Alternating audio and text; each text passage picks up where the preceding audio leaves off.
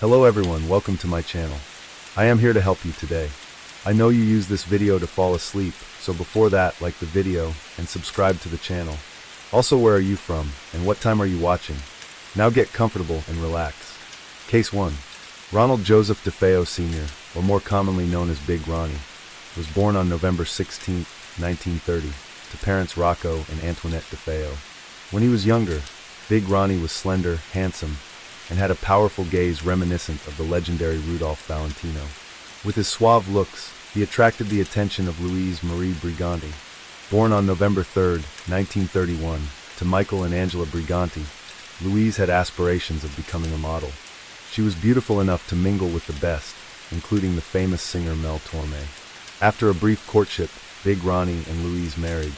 The Brigantis disapproved of Big Ronnie, cutting all ties with the newlyweds until September 26, 1951, when their son Ronald Joseph DeFeo Jr. was born. He would later be known as Butch, and for this video, we'll be referring to him by that name. Growing up, Butch DeFeo faced many struggles. As the firstborn son, his father expected a lot from him, and Big Ronnie was not afraid to discipline Butch in harsh ways. One minute, he would hug his son, and the next, he would throw him across the room. Louise's brother, Michael Briganti Jr., would later testify at the DeFeo trial about an incident he witnessed when Butch was only 2 years old. He recalled, as a child, Butch was extremely overweight, a problem that would persist until his late teenage years when he began using amphetamines. His school life suffered as a result, with bigger kids often teasing him, calling him names like the Blob, Bucky Beaver, and Pork Chop. Butch was not an only child for long. On July 29, 1956, Louise gave birth to a daughter, Dawn Teresa DeFeo. A few years later, on August 16, 1961, Louise gave birth to Allison Louise DeFeo, and then again on September 4, 1962, to Mark Gregory DeFeo. Sometime after Mark's birth, Louise decided to leave her husband for reasons that remain unclear. To win her back, Big Ronnie decided to express his love in a unique way.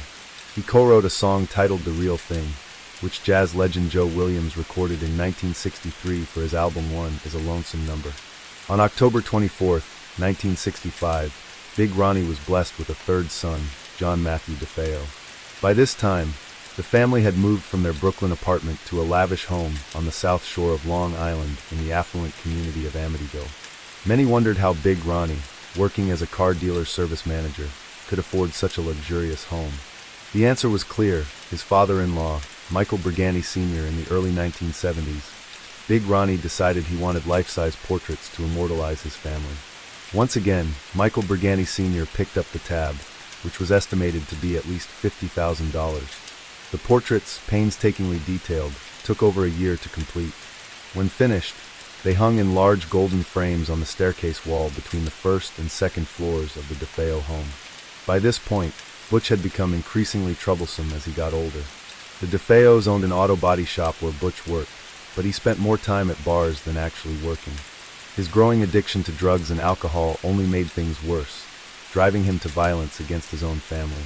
There was even an incident where he pulled a gun on his father, and countless other times where he lashed out physically at those closest to him. Then, in the early hours of November 13, 1974, Butch completely snapped. Armed with a rifle, he moved silently through the house, murdering his family members one by one as they slept. What's truly chilling about this is that, despite the brutal killings taking place within just 15 minutes, the bodies showed no signs of struggle. Even more bizarre, the sound of gunshots didn't wake any of the other family members, or at least didn't rouse them from their beds.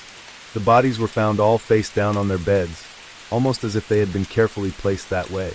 To add to the eerie nature of the crime, the rifle had no silencer, yet aside from the family dog barking, none of the neighbors reported hearing a single gunshot that night. After committing the horrific murders, Butch calmly took a bath, got dressed for work, and then reported the crime, claiming he discovered the gruesome scene after returning home. He even went so far as to suggest that a mafia hitman, Louis Fellini, along with 2 accomplices, was responsible. However, a police interview soon revealed serious inconsistencies in his story. The next day, Butch admitted to carrying out the murders himself. Fellini, the supposed hitman, had an airtight alibi, proving he was out of state at the time of the killings. Under the pressure, Theo confessed, saying, "Once I started, I just couldn't stop. It went so fast. He went on to explain how he took a bath, changed his clothes, and carefully disposed of key evidence, his blood-stained clothes, the Marlin rifle, and cartridges, before going to work like nothing had happened. It was claimed that Butch had been hearing voices that urged him to commit the murders. However, the prosecution brought in a psychiatrist who disagreed, diagnosing Butch with antisocial personality disorder. According to the psychiatrist, Butch wasn't hearing voices or possessed by another personality. He simply didn't see anything wrong with killing his family. Because of that, DeFeo was convicted on 6 counts of murder and sentenced to 6 consecutive life terms, which he continued to serve at the Sullivan Correctional Facility in New York until he died on March 12, 2021. There remains a theory that a second killer was involved, but that person was never apprehended. By the way, I post true crime and new cases here every week, so if that sounds like your kind of thing, please consider subscribing. It helps a lot. Just over a year after the tragic deaths of the DeFeo family, the home on Ocean Boulevard was sold to the Lutz family, who would soon unknowingly step into a new chapter of horror. With the Amityville home marked by its horrific past, it's impossible not to wonder if the tragic events left behind some lingering, eerie energy, haunting the land where it all unfolded. But the Lutz family wouldn't have to wonder for long. They would soon share their own unsettling experiences in the home, and they weren't the kind of stories you'd expect from a typical housewarming. Although the price was a bit higher than their budget of $30,000 to $50,000, something about the house pulled them in. It was a beautiful colonial-style home with 6 bedrooms, a heated pool, and a boathouse sitting right on the Amityville River. Now, don't think for a second that the Lutz family wasn't aware of the horrific murders that had taken place there. In fact, they knew all about the house's dark past.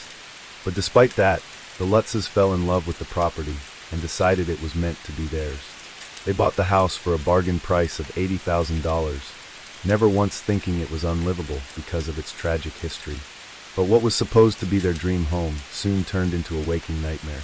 The strange and terrifying events that followed were later shared with the world by author Jay Anson in his famous book, The Amityville Horror. Before moving into the house, George Lutz was a successful businessman. But after settling in, something changed. He became sluggish, cold, and irritable. Most bizarre of all, he started waking up at 3:15 in the morning every night, unable to get back to sleep. It wasn't just random. It was the exact time the DeFeo murders had occurred. One night, George was startled to see his 5-year-old daughter, Missy, standing by her bedroom window. But what sent chills down his spine was the eerie outline of a pig's face with glowing red eyes staring at him from behind her. He rushed into her room only to find Missy sound asleep, as if nothing had happened. Not long after, Missy started talking about a new friend, an imaginary pig named Jody. But was Jody really imaginary? In another bone-chilling moment, George looked at his wife, Kathy, as she lay sleeping. But something was horribly wrong. Her face had distorted and aged as if she'd become a 90-year-old woman overnight. At times, Kathy seemed to undergo strange transformations, aging rapidly and looking like someone else entirely. Her mother even witnessed this unnatural change firsthand. But the strange events didn't stop there. The house seemed to have a mind of its own. Doors were ripped off their hinges, and in the middle of a freezing winter, a room was suddenly filled with flies. Outside, cloven hoof prints appeared in the snow right near their doorstep. Inside, green slime started to ooze down the walls, and then in the basement, they discovered a hidden room that didn't appear on any of the house's original blueprints. The room was painted a deep, unsettling red, and was only large enough for 2 people to sit close together. But what was even more disturbing was the faint, rancid odor that lingered in the room, adding to the overwhelming sense of dread that hung in the air. George even tried bringing their family dog into the mysterious basement room, but the animal refused to step inside. The usually brave dog backed away, tail tucked, and whimpered in fear. It was the only time George had ever seen the dog so terrified, as if it sensed something lurking in the shadows, something invisible to human eyes, but deeply unsettling to an animal's instincts. The eerie experiences didn't stop there. One night, George was jolted awake by the unmistakable sound of a band playing downstairs. The lively music echoed through the house, as if an invisible group was holding a late-night gathering. Confused and unnerved, he made his way to the living room to investigate. But the moment he stepped inside, everything went silent. No music, no people, nothing. Yet, something had definitely been there. The rug had been rolled up and the furniture had been shifted, as if a dance floor had been cleared for a ghostly celebration. Desperate for help, the Lutz family reached out to a priest, hoping for some kind of blessing or relief from the terrifying events. However, the moment the priest stepped into the house, things took a dark turn. He was overwhelmed by a sudden, intense sickness, and began to experience his own set of unexplained disturbances. Some force, seemed to be warning him to stay away. The impact of these events reached far beyond the Lutz family. Author J. Anson, who would later write the Amityville Horror, recalled how meeting the priest convinced him that this was more than just a story. It was real. Because it was corroboration, Anson later said, this was actually happening to someone. This was not The Exorcist or The Omen. From there, I started to create the book. On January 14, 1976, after just 28 days of living in what they thought would be their dream home, the Lutz family experienced a night so terrifying that they made a split-second decision. They packed a few bags, left everything else behind, and fled, never to return. They didn't leave with the intention of never coming back. According to a 2005 interview with George Lutz, he emphasized that their departure wasn't planned. We didn't wake up that morning thinking we were leaving for good. This was our home. When we left, we didn't know we wouldn't be coming back. We didn't know that everything we left behind, we would never see again. Their abandoned belongings, untouched and frozen in time, were later set to be auctioned off, as noted in a Washington Post article from 1979. The house that had once seemed like a fresh start had turned into something they could never return to. Determined to share their horrifying experience, the Lutz family recounted every chilling detail to writer J. Anson, who would go on to transform their story into the instant bestseller The Amityville Horror in 1977. The book gripped the public, with the Los Angeles Times calling it both fascinating and frightening. But some critics believed its success wasn't just about ghosts and haunted houses. They argued that the story resonated with people because of the unstable political and economic climate in the United States at the time. Rampant inflation, rising interest rates, and a crippling oil shortage had left the country anxious and uneasy. As the story unfolds, it becomes clear that the horrors inside the Amityville house weren't the only ones haunting the Lutz family. Their business was struggling due to the failing economy, and at the worst possible time, the IRS launched an investigation into their taxes. For many readers in the late 70s, this felt all too real, paranormal or not. Financial stress and uncertainty were things they knew all too well. By blending supernatural terror with real-life struggles, the Amityville Horror struck a nerve with the American public. It wasn't just a ghost story, it was a reflection of the fears people were living with every day. Some critics even argued that the book cleverly capitalized on popular horror trends of the time. The trope of a once-loving father turning violent and unrecognizable as seen in The Shining. A priest reluctantly pulled into a supernatural battle reminiscent of The Exorcist. The grotesque imagery of excessive vomiting, also a signature of The Exorcist. Even the eerie, small-town coastal setting echoed the atmosphere of Jaws. When asked if he had experienced anything strange while writing the book, author J. Anson quickly dismissed the idea. "Leave it?" "No," he replied. However, he did suffer a heart attack soon after finishing it, though he insisted it was due to his smoking and idiot lifestyle rather than anything paranormal. But while Anson shrugged off any supernatural connection, eerie incidents followed those who got too close to the story. Several people who handled early copies of the manuscript reportedly had near-fatal or fatal encounters. One of Anson's friends had a fire break out in his car while driving the manuscript back to the publisher. Another friend and his son nearly drowned when their car plunged into the water. But when rescuers opened the trunk, the manuscript inside was mysteriously dry, despite only being stored in a simple clasped envelope. And the most chilling case? A woman who had been given the first 2 chapters to read died in a house fire the very night she received them, and among the charred remains of the home, the pages of the manuscript were found completely untouched. The terrifying tale of the Lutz family has since been adapted into several films, with the most famous being the 1979 version starring James Brolin.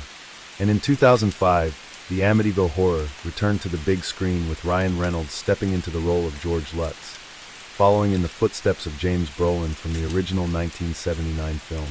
Both movies stayed true to the eerie backstory of the infamous house where a gruesome mass murder had taken place, but they each took creative liberties to crank up the terror.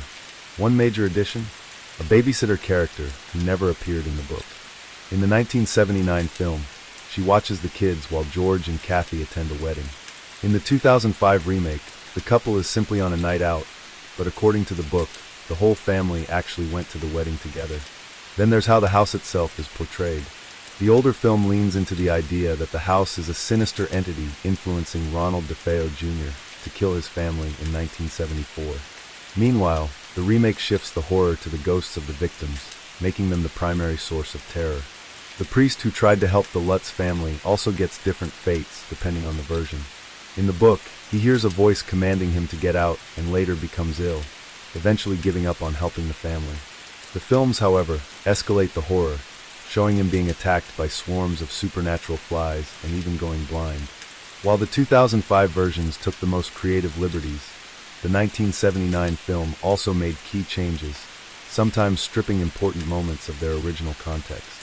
But regardless of these differences, one chilling fact remains. An entire family was murdered in that house. Yet despite the Lutz family's claims of paranormal experiences in 1975, no other owners have reported hauntings since. According to the Washington Post and real estate firm Coldwell Banker Harbor Light, different families have lived in the house after the Lutzes. A previous owner even had the address changed to avoid unwanted attention.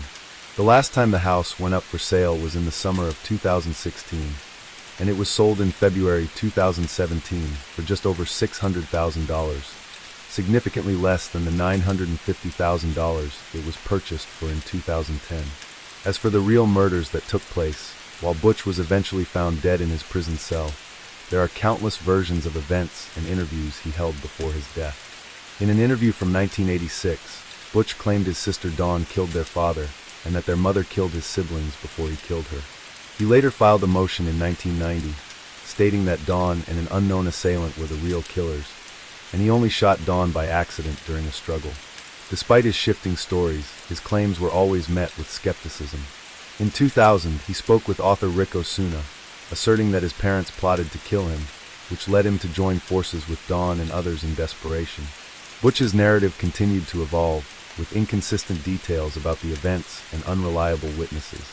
His claims, including involvement from his wife, Geraldine Gates, only deepened the mystery, with authorities and experts disproving many of his assertions. Now, if you're not a fan of paranormal activities, it's easy to lean toward the idea that Butch was simply a psychopath, driven by childhood trauma or addiction, who saw no problem in killing his family. But if the lingering souls of his victims did haunt the Lutz family, we can only hope they found justice and peace. Case 2. On June 20th, 2003. That morning, at around 6:30 a.m. in Fukuoka, Japan, Shinjiro Matsumoto's father, Yoshido, arrived at his son's house like he did every day. But that day, something was off. He rang the doorbell a few times, but no one answered. Now, Yoshido lived really close to his son's house, and was super close to his 2 grandkids. He would visit every day to take them to school, and by this time, his daughter-in-law, Chika, would usually be up making breakfast for the family. But oddly, that day was a complete silence. That's when Yoshido's instincts kicked in. Something wasn't right. Luckily, he had a spare key to his son's house, so he rushed back to his home to grab it. When he returned and opened the gate, he immediately noticed something strange. The Mercedes-Benz was missing from the driveway. Could the whole family have left earlier than usual? He thought to himself, but the eerie silence didn't sit well with him. Slowly, he made his way inside. As he stepped through the door, he was met with an unsettling calm. The front door was slightly ajar, but there was no one in sight. It was so quiet, it almost felt like the house was abandoned. Yoshido checked around the house, and that's when he saw it. The living room, the bathroom, and the bedrooms were all in chaos. Items were thrown around, like there had been a struggle. But the most disturbing part was the bathroom. It seemed mostly clean, but there were faint red stains. Bloodstains. Panicked, Yoshido quickly called his son's workplace, hoping to get some answers. However, the staff at the clothing store told him that Shinjiro hadn't shown up for work yet. That was it. Without wasting another moment, he called the police. And within no time, the Fukuoka City Police arrived at the Matsumoto home. At the entrance, they found odd, disjointed footprints, small bloodstains, and drag marks leading away from the front door. It seemed like someone had been struck down right there.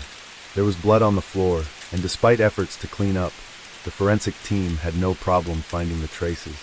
The children's bedroom also had signs of a struggle, though not many. What really made things chilling, though, was the bathroom. Blood was splattered everywhere on the walls between the tiles. It was clear that someone had tried to clean it up, but they didn't do a very good job. The amount of blood suggested that whoever was hurt there had been seriously injured. At this point, the police confirmed that all 4 members of the Matsumoto family were missing. The house had been ransacked and everything of value, cash, jewelry, even the Mercedes, was gone. The police's initial conclusion was that it was a robbery, but it quickly became clear that things had escalated to something much worse. Now, finding the Matsumoto family was the top priority, whether they were alive or dead. If this was a murder, they feared the bodies might have been disposed of. So the police decided to trace the missing Mercedes-Benz and start looking into Shinjiro Matsumoto's personal and social connections to find any leads that could help solve the mystery. That's how the investigators found out about Shinjiro Matsumoto's significant debt to loan sharks, which led to a theory that maybe the collectors had gone too far in their attempts to get the money back. The police also considered the possibility that in a moment of desperation, Shinjiro Matsumoto himself may have killed his entire family and then taken his own life. This idea seemed to make sense at first, but Matsumoto's father, Yoshido, was not convinced. He knew his son still had some savings, and more importantly, he and his wife owned 2 houses in Fukuoka, along with a house in the countryside. If Shinjiro had asked for help, Yoshido was certain he would have done everything in his power to assist him in repaying the debt. There was absolutely no reason for his son to resort to such extreme actions. Yoshido also pointed out that his son was not the type of person to give up on life. Shinjiro was known to be strong, optimistic, and deeply dedicated to his family. At just 41 years old, Yoshido believed it was unlikely that his son would take his own life. He was confident that the Matsumoto family had fallen victim to a criminal gang of loan sharks, and not that his son had turned violent. As these theories swirled, and many questions remained unanswered, something unexpected happened. Around 6 p.m. on the same day, the investigation team received a new report. 2 workers were operating a tower crane in Fukuoka Bay, where they were moving large container goods. As they went about their work, they noticed something unusual floating in the water. Curiosity got the best of them, so they used binoculars to get a better look, and what they saw shocked them. There appeared to be a body in the water. Immediately they called it in, and the Fukuoka police rushed to the scene to investigate. When they arrived and began their search, the discovery was even more horrifying than anyone had imagined. It wasn't just one body floating in the water, but 4. The authorities quickly began the identification process, and soon confirmed the worst. The bodies belonged to 4 members of the Matsumoto family. The scene was utterly heartbreaking. Among the victims was Matsumoto's youngest daughter, only 8 years old. Tragically, she had been strangled to death. Her face had a large, dark purple bruise, which suggested she had been struck with incredible force. The police believed that the person responsible for the violence must have been very strong. The bruise was so severe that they felt even an adult man would likely have been knocked unconscious by such a brutal blow. The 11-year-old son of the Matsumoto family also tragically died from asphyxiation. Bruises were found on his arms and legs, which indicated he had likely been stepped on. The police suspected that there was more than one perpetrator involved in the crime, one person holding the boy down while another used a rope to strangle him. It was a horrific scene, suggesting a coordinated attack. Shinjiro Matsumoto, the father, wasn't spared from the violence either. His body showed signs of multiple injuries, and his head had been struck with such force that it fractured his skull. However, despite these severe wounds, the blow to his head wasn't the direct cause of his death. According to the forensic report, Matsumoto had been beaten severely, with numerous fractures to his bones and significant internal bleeding. The medical examiners concluded that while he had been beaten, the cause of death was actually drowning. Matsumoto was still alive when he was bound and thrown into the sea, unable to escape the harsh fate that awaited him. Now, the deaths of Matsumoto and his children were tragic beyond words, but it was the discovery of the mother's body that left everyone in shock. 40-year-old Chika Matsumoto's body was found naked, covered in dark bruises, and there's no doubt that she had been assaulted before her life was brutally taken. Chika, once a beautiful and fit woman, was now unrecognizable. Her head had been struck with a blunt object, and the damage to her genital area was severe. What made the scene even more horrifying was the fact that large portions of her flesh, at least 30 patches, had been removed. Forensic experts confirmed that this had occurred while Chika was still alive. The thought of the pain she must have endured before her death was almost too much to comprehend. Experts even compared the killer's method of torture to the ancient Chinese practice of Ling Chi, or death by 1,000 cuts, which involved slow and agonizing torture. Chica's cause of death was also determined to be drowning, but it was unlikely she had drowned in seawater. Forensic analysis suggested that she might have been submerged in a bathtub before being thrown into the water. The brutality of the crime left everyone involved in the investigation stunned and outraged. The killer's methods were so barbaric that they could hardly be processed by the team working to bring justice for the Matsumoto family. It was at this point that they began to seriously consider Yoshido's theory, that the Matsumoto family had been targeted by loan sharks and other underworld figures as retaliation for unpaid debts. However, as they dug deeper, they realized there were a few holes in this theory that didn't quite add up. First off, the underworld typically values money above all else. They don't kill a debtor until they've collected the debt. Matsumoto owed a sum of 10 million yen, which was a large amount, but certainly not impossible to repay. If he couldn't manage it, his father, Yoshido, had enough savings to help. In fact, Yoshido would have done everything in his power to help his son pay back the debt. If the underworld was involved, it didn't make sense to them that the entire family would be killed. Typically, they would target the person who owed the money, not their children or wife. This raised suspicions that something else might be at play. Another issue was with the codes of the Japanese underworld. These codes were strict and usually prohibited the killing of a debtor's family. Matsumoto had borrowed from a group with traditional values, where punishments for unpaid debts usually included extreme measures like limb amputation, but never murder. There had never been a case of an entire family being killed over a debt before. This made the investigators question whether the underworld was truly involved. What's even more convincing was the fact that the loan sharks even took the unusual step of approaching the police, repeatedly insisting that they had no involvement in the crime. Their reasoning was that killing the entire Matsumoto family would leave no one left to pay the 10 million yen. From a financial standpoint, this argument made sense. The police started to see that there might be a different motive behind the killings. And as the investigation team discussed the case, they started to find some critical clues that pushed the theory in a new direction. The police discovered that all the victims, the Matsumoto family, had been handcuffed and weighed down with objects. This was a method used to make sure the bodies would sink when thrown into the sea. But there was a mistake in the binding technique. Some of the weights came loose, causing the bodies to resurface. That small error provided the investigators with a valuable lead. Upon further examination, the police realized that the handcuffs and weights were actually sex toys, which was a shocking twist. Fukuoka wasn't a large city, and there weren't many shops that sold such items. This made it easier for the police to track down where they came from. But that was only the beginning. The investigators also found DNA from semen inside Chika's genital area, most likely belonging to the perpetrator. They also discovered skin flakes under her fingernails, suggesting that she had fought back with great strength. The skin fragments were from 3 different individuals, which immediately pointed to multiple attackers. Then came another key discovery: several fingerprints that didn't belong to anyone in the Matsumoto family.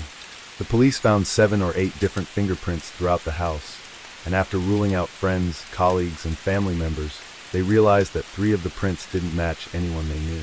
These prints were scattered around the house, suggesting that they belonged to the killers.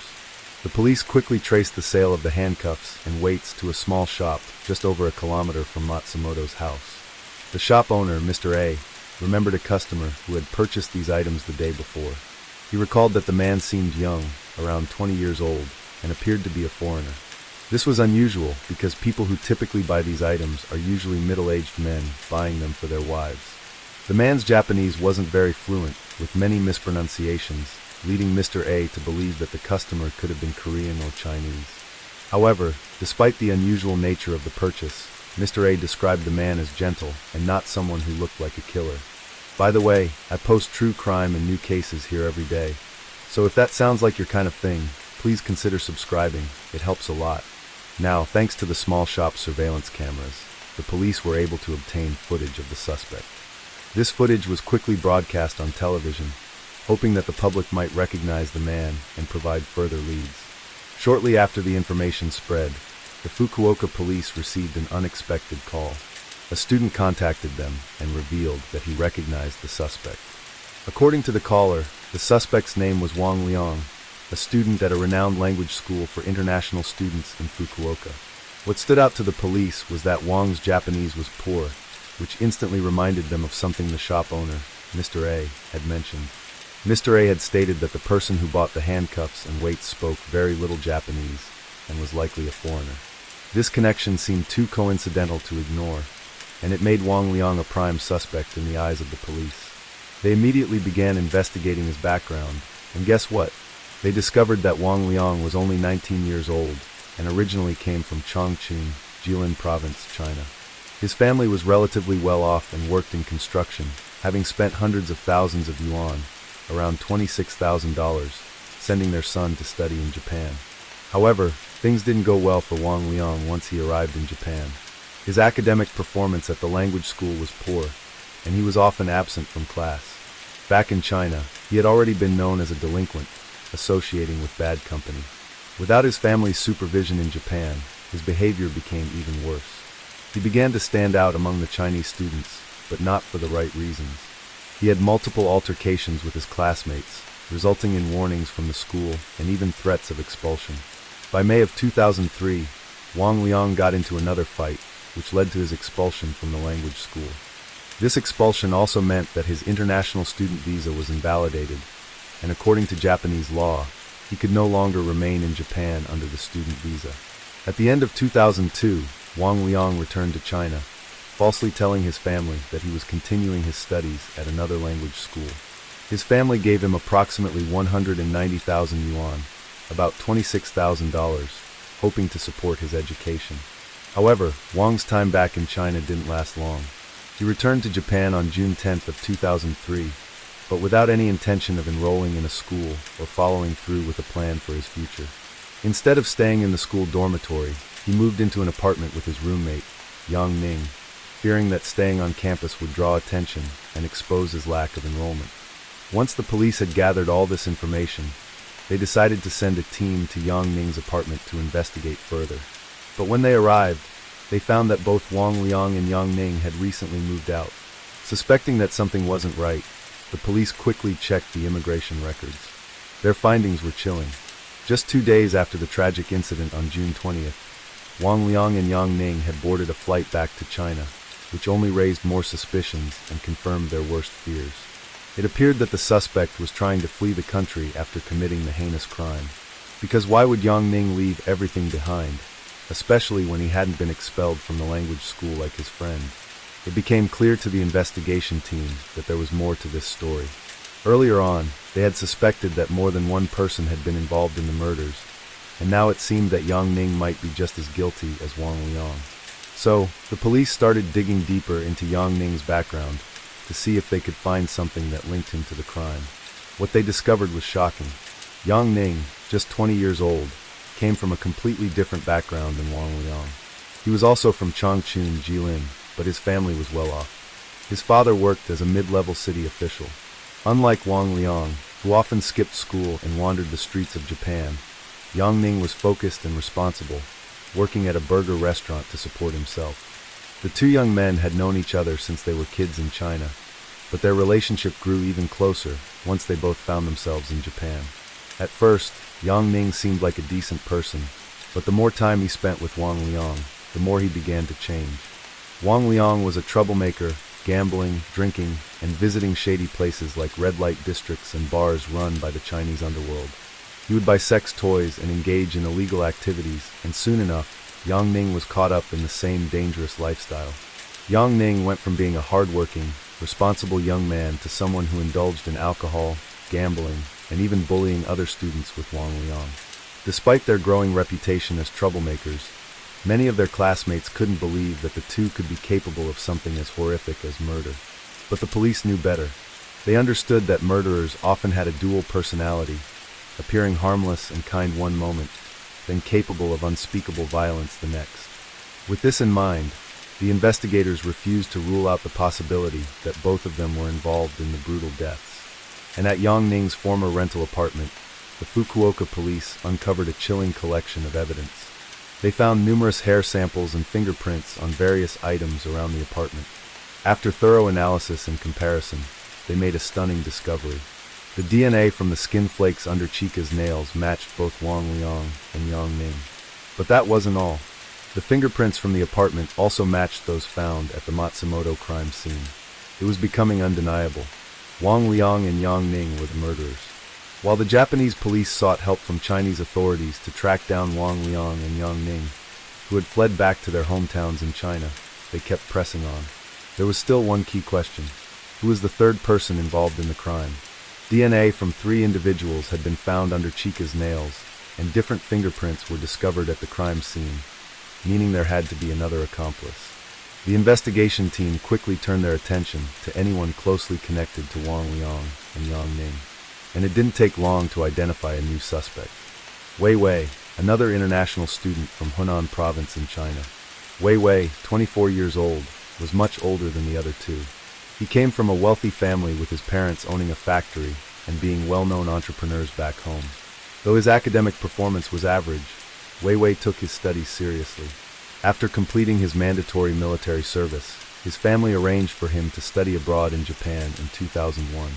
As mentioned, Wei Wei was known for his dedication to his studies. He rarely skipped classes or left early unless there was a legitimate reason. However, in the months leading up to the crime, his behavior began to change. He started missing several days of school at a time, offering excuses such as illness, part-time work, or poor mental health. According to some Chinese international students, Wei Wei had suddenly become close friends with Wang Liang and Yang Ning about 6 months before the incident. This new friendship, however, wasn't just about casual bonding. Wei Wei, who had trained in martial arts during his time in the military and won several provincial competitions, started teaching Wang Liang how to fight. Wang Liang had a reputation for getting into fights, but he wasn't always successful, so it made sense that he would seek training from someone skilled in combat. The trio often spent time at bars owned by the Chinese underworld, indulging in drinking and partying. But things had changed for Wei Wei. His once wealthy family faced financial instability, and he couldn't handle the loss of his comfortable life. This shift left him bitter and resentful, which led him deeper into destructive behaviors, drinking to numb his feelings and associating with increasingly bad influences. In fact, in March 2003, Wei Wei and another Chinese national had been involved in a robbery. They stole 260,000 yen from 2 students leaving an internet cafe. The victims knew Wei Wei but didn't report the crime, fearing retaliation. Then, just before the tragic events in June, a female international student came forward, accusing Wei Wei of brutally beating her over a trivial matter. The police were now convinced that Wei Wei was likely an accomplice in the Matsumoto murders. Fukuoka police acted quickly, conducting an emergency investigation. They discovered something critical. Wei Wei had no exit records from Japan, meaning he was still in the country. To catch Wei Wei, the Japanese government swiftly issued an exit ban and launched an extensive manhunt. However, Wei Wei was one step ahead. He abandoned his residence and vanished without a trace. 2 months later, in August, a break in the case occurred. While shopping at an airport convenience store, Wei Wei got into a heated argument with the staff over a payment issue. This caught the attention of patrol officers who intervened to defuse the situation, sensing the officers' presence. Wei Wei panicked and bolted, prompting the police to signal for backup. Despite his training in martial arts, Wei Wei could not outrun the authorities. A thorough search of his belongings revealed a plane ticket scheduled for departure in just 1 hour, bound for Shanghai, China. Now, Wei Wei proved to be a cunning individual. After his arrest, he refused to answer any questions, maintaining a stoic silence. Determined to connect him to the crime, the police extracted his DNA for comparison, and the results confirmed his involvement in the brutal murder of Chica's family. However, the case was far from closed. Wei Wei's silence about the whereabouts of Wang Liang and Yang Ning left investigators frustrated. Without their capture, identifying the mastermind behind the heinous crime remained a challenge. Japanese authorities pinned their hopes on China's law enforcement, anticipating swift action to apprehend the remaining suspects. Japanese media, however, were less optimistic. Many doubted the efficiency of Chinese law enforcement, predicting that the fugitives would adopt false identities and evade capture for years. Some even speculated that Wang Liang and Yang Ning might vanish into the shadows permanently. But surprisingly, just 2 months after fleeing to China, a breakthrough occurred. In Liaoyang, Liaoning province, a man reported suspicious behavior from a new coworker. The coworker, he claimed, was excessively lavish with money and often boastful. In fact, during a drunken rant, the man had confessed to committing a horrific crime, murdering an entire family of 4. Chinese police quickly detained the individual for questioning. At the station, the young man appeared visibly shaken, showing signs of severe anxiety. He collapsed at the sight of the officers and repeatedly asked about leniency policies for honest confessions. Under the promise of a lighter sentence for cooperation, the suspect admitted to being Wang Liang. Unlike Wei Wei, Wang willingly revealed the whereabouts of his accomplice, Yang Ning, leading to Yang's swift capture. With both accomplices in custody, Wei Wei finally began to confess to his crimes. Wei Wei started his story by explaining how he met Wang and Yang while trying to make a living in a foreign country. At first, he was a law-abiding student focused on his studies, but life had not been kind. As mentioned earlier, financial troubles plagued his family back home, and they constantly urged him to find work and send money. Meanwhile, Wang and Yang openly bragged about their small-scale thefts. They claimed to have stolen money and belongings from their doormats with ease, always avoiding detection. Wei Wei initially dismissed their stories, viewing them as reckless troublemakers. However, as his financial situation worsened, their words began to linger in his mind. He tried to stay focused, but when his family's pleas for help grew more desperate, he reluctantly accepted Wang and Yang's offer to help him out. One evening, Wang and Yang took Wei Wei to a fast food restaurant where Yang had once worked. They asked him to stay outside while they went inside.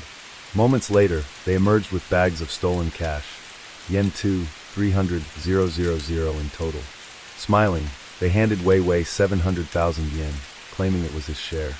Wei Wei was torn between gratitude and guilt. The money seemed like an easy solution to his problems, but deep down, he knew it was wrong. What started as hesitation quickly turned into temptation. The thrill of how simple the crime seemed was irresistible. The very next night, Wang and Yang invited Wei Wei to join them for another theft. This time, they targeted a teacher's dormitory. Under their guidance, Wei Wei snuck inside and managed to steal 50,000 yen.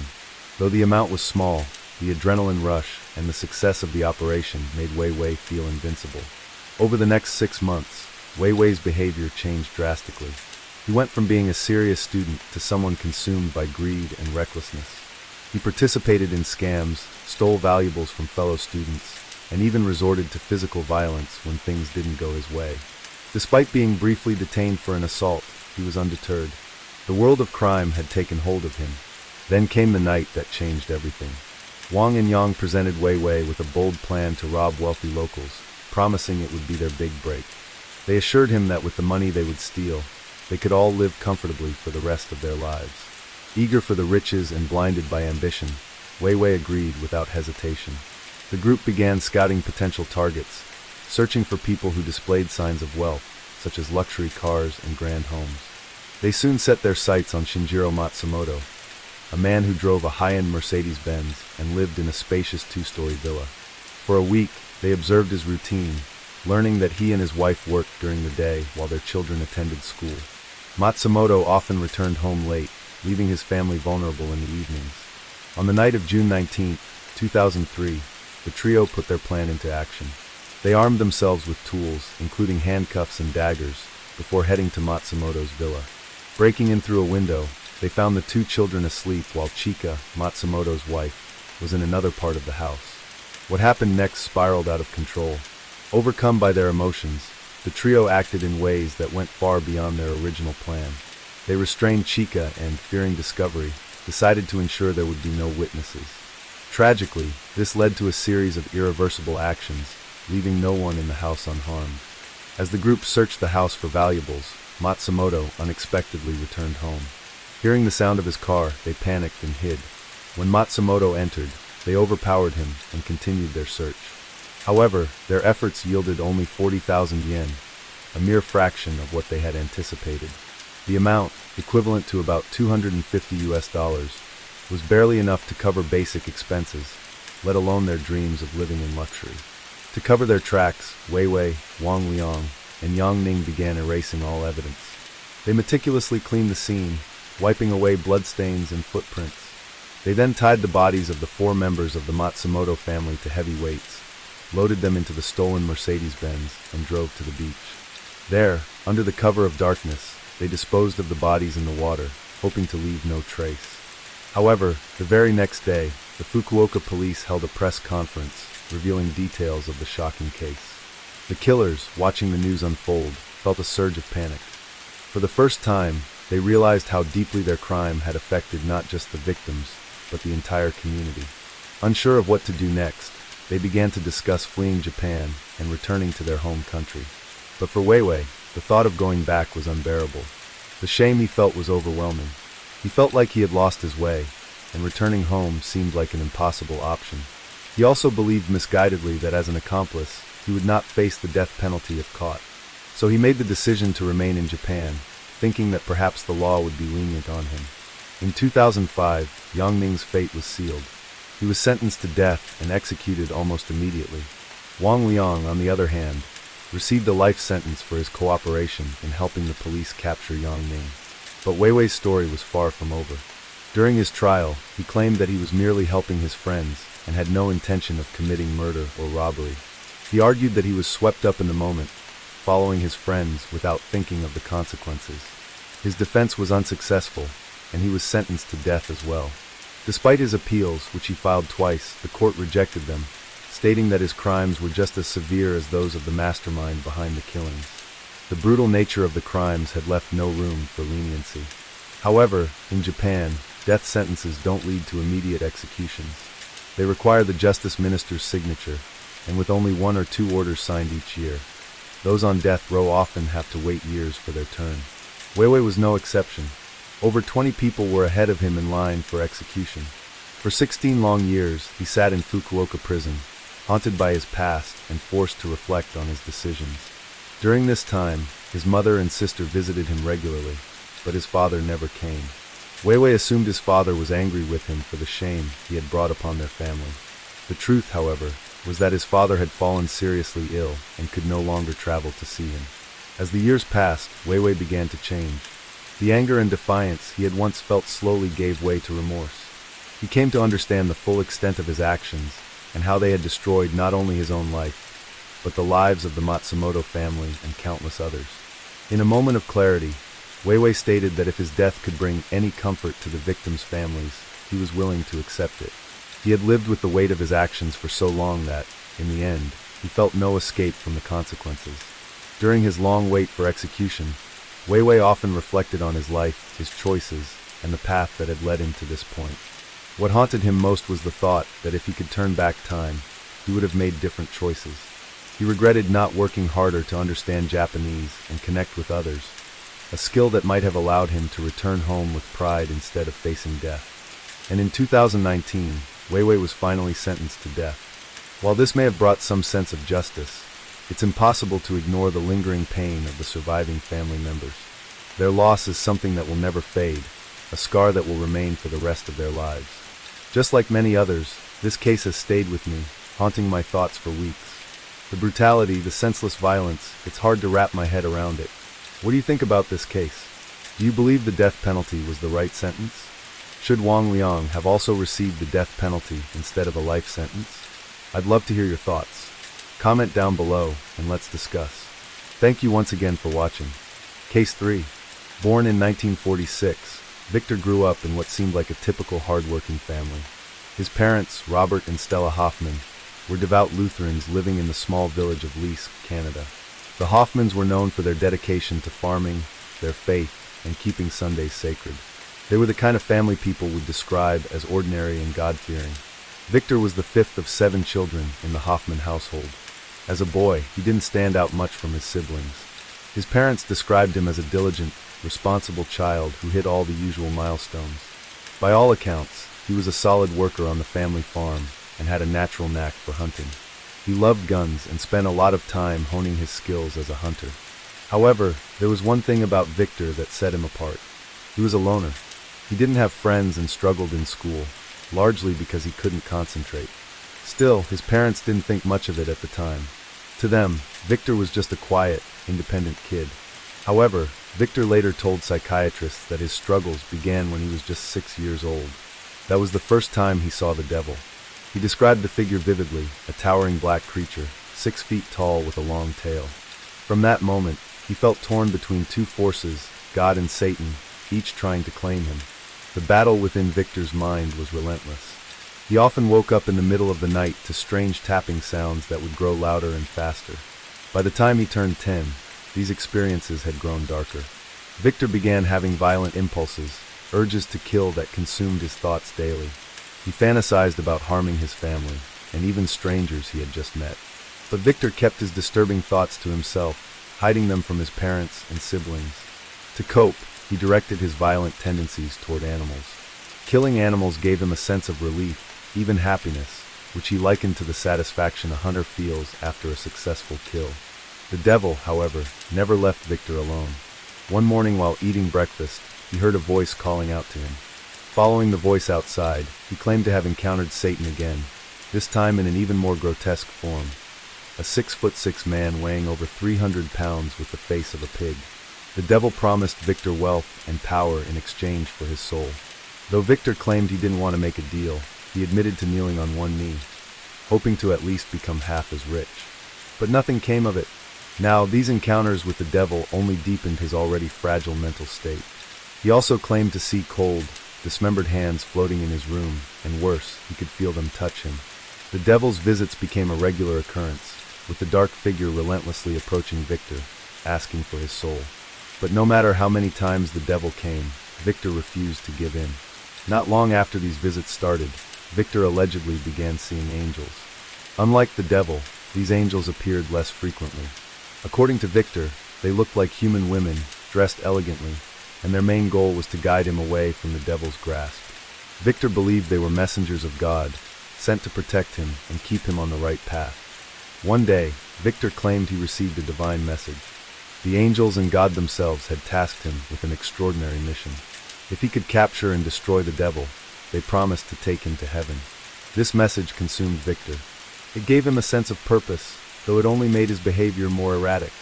Determined to fulfill this divine task, Victor tried everything he could think of to trap the devil. He started with nets, but those plans didn't work. Frustrated, he came up with a new plan. He'd shoot the devil down. On May 27, 1966, Victor's mother, Stella, found him outside in their backyard, firing his rifle into the sky. By the time she got there, he had already fired 3 rounds. Confused and understandably scared, Stella demanded to know what he was doing. His answer was chilling yet simple. "I shot the devil." Stella begged him to stop and managed to coax him back inside the house. Victor reluctantly put the rifle down, but then grabbed the family car and drove off. While he was gone, Stella and the rest of the family scrambled to hide every gun in the house. When Victor returned, he asked for the guns back, promising no harm would come to anyone, but his family refused. Agitated, he left again, only to come back shortly after, this time asking to speak with their pastor. The pastor arrived, and the two had a private conversation. Stella couldn't hear much of what was said, but when they stepped outside to finish their talk, she heard Victor say something that shook her to her core. "I'd like to kill my mom." That was it. Stella and her husband, Robert, knew they couldn't wait any longer. The next day, they made arrangements to have Victor admitted to Saskatchewan Hospital. By the way, I post true crime and new cases here every week. So if that sounds like your kind of thing, please consider subscribing. It helps a lot. Back in 1967, Saskatchewan Hospital was a big mental health facility located in North Battleford, Saskatchewan, Canada. At that time, mental health care wasn't as advanced as it is now. Hospitals like Saskatchewan were more like institutions, where patients were often locked away and given basic care. The focus wasn't really on helping people get better or recover. Patients were more or less kept in check. Treatments were mainly about managing symptoms with medication, and there wasn't much emphasis on understanding or treating the root causes of their conditions. Now, when Victor underwent his initial psychiatric evaluation, the attending doctor officially diagnosed him with schizophrenia. The severity of his condition left no room for debate. Victor needed to be hospitalized. Surprisingly, he didn't resist. He voluntarily agreed to commit himself, perhaps believing it was the best option for everyone, including himself. According to the records, he wasn't just battling a serious mental illness. His body was also showing signs of stress. He'd often be found talking to himself, laughing at nothing, and deep in confusion about his own identity. At one point, He even questioned whether he was a boy or a girl, adding to the chaos in his mind. He was cooperative with the doctors during his exams, but came across as withdrawn, vague, and indifferent. It seemed like Victor felt like an outsider in his own family, as they just couldn't understand what he was going through. He mentioned to his siblings that he saw the devil, but they just mocked him, laughing off his concerns. Victor wasn't just imagining things, though. He believed the devil was punishing him because he refused to sell his soul. At one point, he even thought that someone else's brain was inside his body. He claimed the brain belonged to a girl named Denise, and she wanted to take full control of him. His doctors explained all of this as mere illusions, but Victor was convinced otherwise. He felt like he had touched both the devil and angels, so he wasn't ready to let go of his beliefs. But as time went on, Victor realized that if he kept insisting that he was seeing the devil, he'd never get out of the hospital. So he tried to convince himself that it was all in his head. He wanted to get better, to live a life without fear, and to leave the constant anxiety behind. The doctors started him on a treatment plan that included electroconvulsive therapy, 12 sessions in total, tranquilizers, occupational therapy, and supportive psychotherapy. By the end of his treatment, doctors believed that Victor had come to terms with the idea that all the devil sightings were just figments of his imagination. Victor seemed to buy into this too, as he no longer feared the devil, and his mind appeared clearer than ever before. He was happy and cooperative, though still somewhat withdrawn and inclined to be alone at times. But here's the catch: even though Victor was no longer scared of the devil, his darker impulses didn't go away. He still had violent thoughts, imagining killing his family and people around him for no reason other than the simple desire to do so. He openly shared these impulses with his doctors, and they were aware of them. Despite this, they were optimistic about his recovery. They told his father that he would be fine in a year or two, with some more therapy. So despite knowing about Victor's dangerous impulses, the doctors discharged him from the hospital on July 26, 1967. They sent him back home to his father, along with a prescription for tranquilizers, hoping that this would keep him calm and prevent any further dangerous behavior. But life at home didn't exactly go as planned. Victor had a tough time adjusting back to life on the farm. He was surrounded by the familiar sights and sounds of home, but something felt wrong. His mind was still clouded, and he couldn't shake the feeling that the world wasn't the same as it had been before his hospitalization. The medication prescribed to him didn't help much either.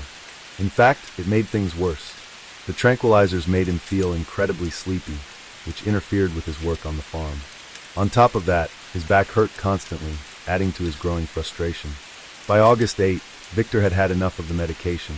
He complained that the tranquilizers made him feel weak and useless, and he desperately wanted to get back to his normal routine. He needed to feel strong again, especially to be able to help on the farm.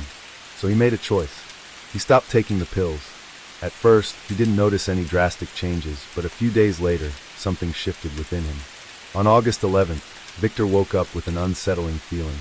It wasn't like the usual emotions he felt on a bad day. This was different. He had a strong sense that something was about to happen, but he couldn't explain why.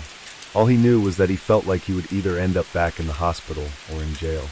Victor's biggest fear was going back to the hospital. The idea of being locked away again terrified him, and he said he'd rather die than face that fate. In his mind, he had been suffering for so long, and the hospital was just a place where people didn't understand him. He believed that the worst part wasn't the treatments or the isolation. It was being trapped in a place where no one could see what was really going on inside his mind. Victor had always felt different, and he began to believe that he had a special ability. He called it visions. These weren't just regular dreams or daydreams, though. According to Victor, these visions were a way of seeing the future. He believed that these premonitions had been happening for as long as he could remember, and they would come to him every day. And with each vision, there was always the same unsettling feeling. After seeing the future, he would imagine killing someone. It was as if this act would somehow prove to the devil that he was finally on his side, that he wasn't afraid to do whatever it took. On August 14th, Victor's day started off pretty normally. He spent the day working on the tractor, trying to keep himself busy and occupied. But by 9:30 p.m., he was exhausted. He fell asleep on the sofa, but around 11:30 p.m., his parents woke him up and asked him to go to his bedroom. He went back to sleep but woke up again around 3 a.m., unable to rest any longer. It was then that he decided to go to the garage and try to distract himself with some work. But after working for a while, he still couldn't shake the feeling of restlessness. So he began pacing back and forth in the garage, letting his mind wander. That's when something strange happened. As Victor stood by the garage door, he suddenly felt a strange sensation in the side of his head. It wasn't painful, more like a sudden rush of pleasure. He described it as if his body had been sliced in half and something had left him. It wasn't a feeling of pain, but more like release. It was as if all the tension and fear he had been holding on to suddenly vanished. But in its place, the urge to kill grew even stronger. The feeling surged through him, taking over his mind. With this new overwhelming urge to kill, Victor decided he needed to do something about it. He grabbed his .22 Browning pump-action repeater rifle and loaded it up. He wasn't thinking clearly, but all he knew was that he needed to act. His plan was simple. He would drive around for about an hour, look for small rodents to hunt, and then head back home to finish his chores. He was looking for squirrels, particularly those living in the spruce trees around his farm. But as he drove for what felt like an eternity, he found no squirrels. No small animals at all. Victor could have taken that as a sign to turn around, but something inside him kept him going. The thought of killing wouldn't leave him. He couldn't ignore the pull to find something, someone, to take his frustration out on. He kept driving, passing house after house. It wasn't until around 6 a.m., when the sky was starting to brighten, that he came across a simple farmhouse. It didn't look any different from the dozens of other houses he had passed along the way, but for some reason, the feeling inside him became stronger. It was as if this place was calling to him. Unfortunately, the farmhouse where Victor ended up was home to the Peterson family, who lived in Shell Lake, about 40 miles away from Victor's place in West. Unlike Victor's troubled life, the Peterson household was filled with joy and laughter. They were a big, close-knit family with 10 members in total. At the heart of the family was James Peterson, a hard-working, humble man who was all about community. After serving in World War II, James bought 328 acres of land and became a mixed grain and cattle farmer. But life wasn't easy, and when his father retired, James took on an additional 72 acres, making his workload even heavier. Back then in Canada, it wasn't uncommon for families to be large, and the Petersons were no different. They had 9 kids, ranging from the oldest, Kathy, who was 19, down to the youngest, Larry, who was just 1. The rest of the children were Jean, 17, Mary, 13, Dorothy, 11, Pearl, 9, Phyllis, 4, William, 5, and Colin, 2. The Peterson kids were known as well-behaved, polite, and liked by everyone around them. The whole family had a reputation for being good, respectable folks. They were an ordinary, church-going family, and honestly, no one had anything bad to say about them. Kathy was the only one who wasn't living at home at the time. She had recently gotten married and moved to British Columbia with her husband. The rest of the Petersons lived together in a modest, cozy farmhouse with just 4 rooms. Out of those, only 2 were used as bedrooms. The kids all slept together in one room, except for the 1-year-old baby, who shared a bed with James and Evelyn. It was crowded, but they made it work. They weren't rich by any means, but the Petersons never complained. They cherished what they had, especially their family. James and Evelyn were totally focused on their kids and built a home around them. They loved their children above all else and wanted the best for them. Their oldest daughter, Jean, was an up-and-coming athlete, and her parents were determined to support her talent. So to help pay for a track camp she wanted to attend in Dundon, James decided to call up his neighbor, Drew Lang. He needed help hauling 50 bushels of hay to the grain elevator to sell the next morning, on August 15, 1967. The very same day that Victor, at that moment, was feeling the uncontrollable urge to kill. According to interviews from his trial, the voices in Victor's head were loud and clear, telling him, "This is it. This is where you have to go and do it." Now, to his surprise, he allegedly recognized the kitchen, despite never having been there before or even knowing the Petersons. It felt so familiar, like he'd seen it in a dream before. Not long after entering, he was confronted by James Peterson, who, not knowing who Victor was or why he was there, lunged toward him, trying to protect his family. James fought back, but Victor was too fast. He shot James 7 times as he tried to shield his loved ones. Afterward, Victor went back outside to reload his gun and gather his thoughts. But as he stood there, he saw Evelyn, James's wife, climbing out of a window with their youngest son, Larry, in her arms. Without hesitation, he shot Evelyn and left her where she fell, motionless. Victor didn't stop there. He went back inside the house, where the Peterson children were still asleep in their beds. One by one, he shot and killed 6 of them: Jean, Mary, Dorothy, Pearl, William, and Colin, at close range while they lay defenseless. The children had no chance. He then returned to where Evelyn's lifeless body lay, and took Larry's life as well. He later claimed it was a mercy killing, reasoning that the young boy was too little to survive alone. Victor's twisted reasoning didn't stop there. Since he'd already killed James, he felt there was no reason to leave anyone alive to identify him. So he set about collecting as many spent cartridge cases as he could find, making sure there was nothing left behind that could tie him to the scene. After the horrific act, Victor made his way back to his own parents' house. He arrived around 7:30 in the morning, but instead of feeling any sense of relief, he was overcome with sickness and horror at what he had just done. The guilt weighed on him heavily, as he spent the rest of the day wrestling with the reality of his actions.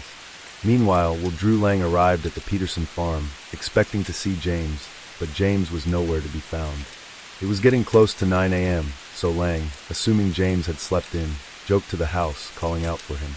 But when he pushed open the door, his casual tone quickly turned into one of shock. Inside, he found James Peterson's lifeless body sprawled on the kitchen floor. Horrified, Lang quickly backed away and rushed to his car. He drove to the nearest phone, a good 4 miles down the road, to make the call that would change everything. The peaceful morning in Shell Lake was shattered, and the Peterson family's lives, along with everyone in the surrounding area, would never be the same. When the police arrived at the Peterson farmhouse, they wasted no time. They rushed in, scanning the home for any survivors and clues that could help them understand what had happened. But the scene they found was chilling. There were no signs of a robbery, and everything appeared untouched. It seemed like there was no clear motive for the murders. Inside, they found 28 bullets, with 27 of them having hit their targets. It was clear that the killings were deliberate, not random. Boot prints were also discovered on the kitchen's linoleum floor, but oddly, no boots from the Peterson home matched the prints. Alongside that, 5 cartridge casings were found, confirming that a .22 caliber weapon had been used. Then, just as they were starting their investigation, something eerie happened. A muffled noise broke the silence. They traced the sound to one of the beds, where, hidden under the sheets and wedged between the bodies of her sisters, they found 4-year-old Phyllis.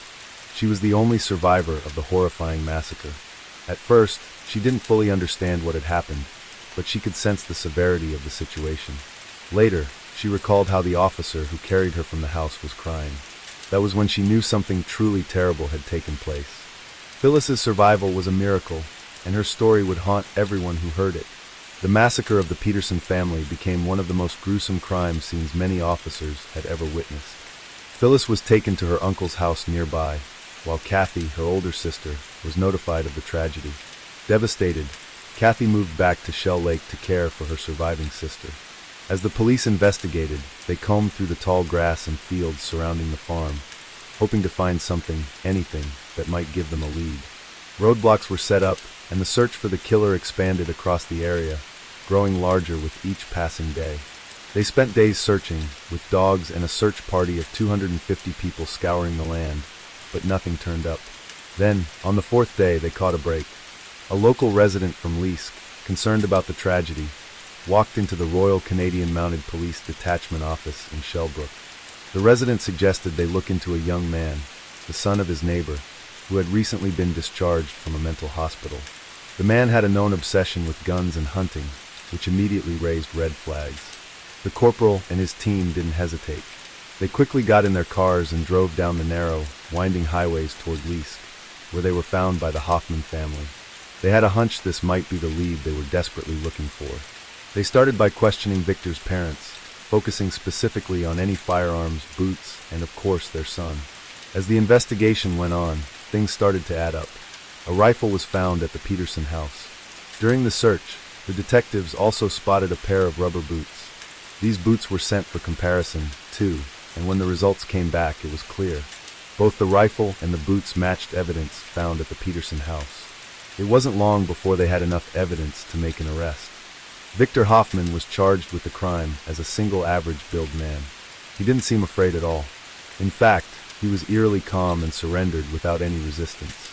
His arrest happened just 3 hours after the funeral for the Pedersens, adding a whole new layer of shock and horror to the case.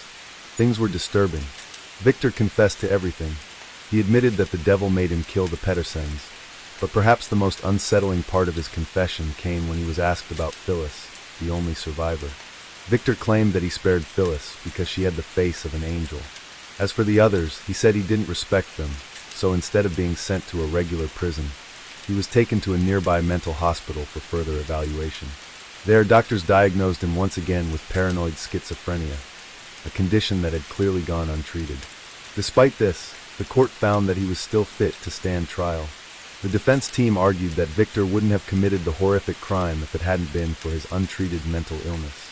They stood firm, insisting that his condition played a central role in the tragedy. After deliberating for 3.5 hours, the jury reached a verdict. Despite the overwhelming evidence against Victor, the jury's decision was based on something that many hadn't expected at the time: Victor's mental health. The doctor who had testified for the defense had given such a detailed and logical explanation of Victor's mental illness that the jury felt convinced. They understood that Victor was driven by something that, in his mind, felt real. His paranoia and delusions had played a major role in what happened, and that convinced the jury that he truly believed he was doing what he thought was necessary. Although Victor wouldn't spend the rest of his life in prison, the judge made sure he didn't get off easy. Instead of a typical prison sentence, Victor was committed to an institution for the criminally insane. This seemed to hurt him even more. After hearing the verdict, he just sat there, looking straight ahead, showing absolutely no emotion. It was as if the reality of his situation hadn't hit him yet. Victor was sent to a facility in southern Ontario, where he would stay confined in that institution, out of the public eye, until December of 2001, when he was granted supervised access to nearby towns. But even this small amount of freedom didn't last long. Victor would never experience true freedom again.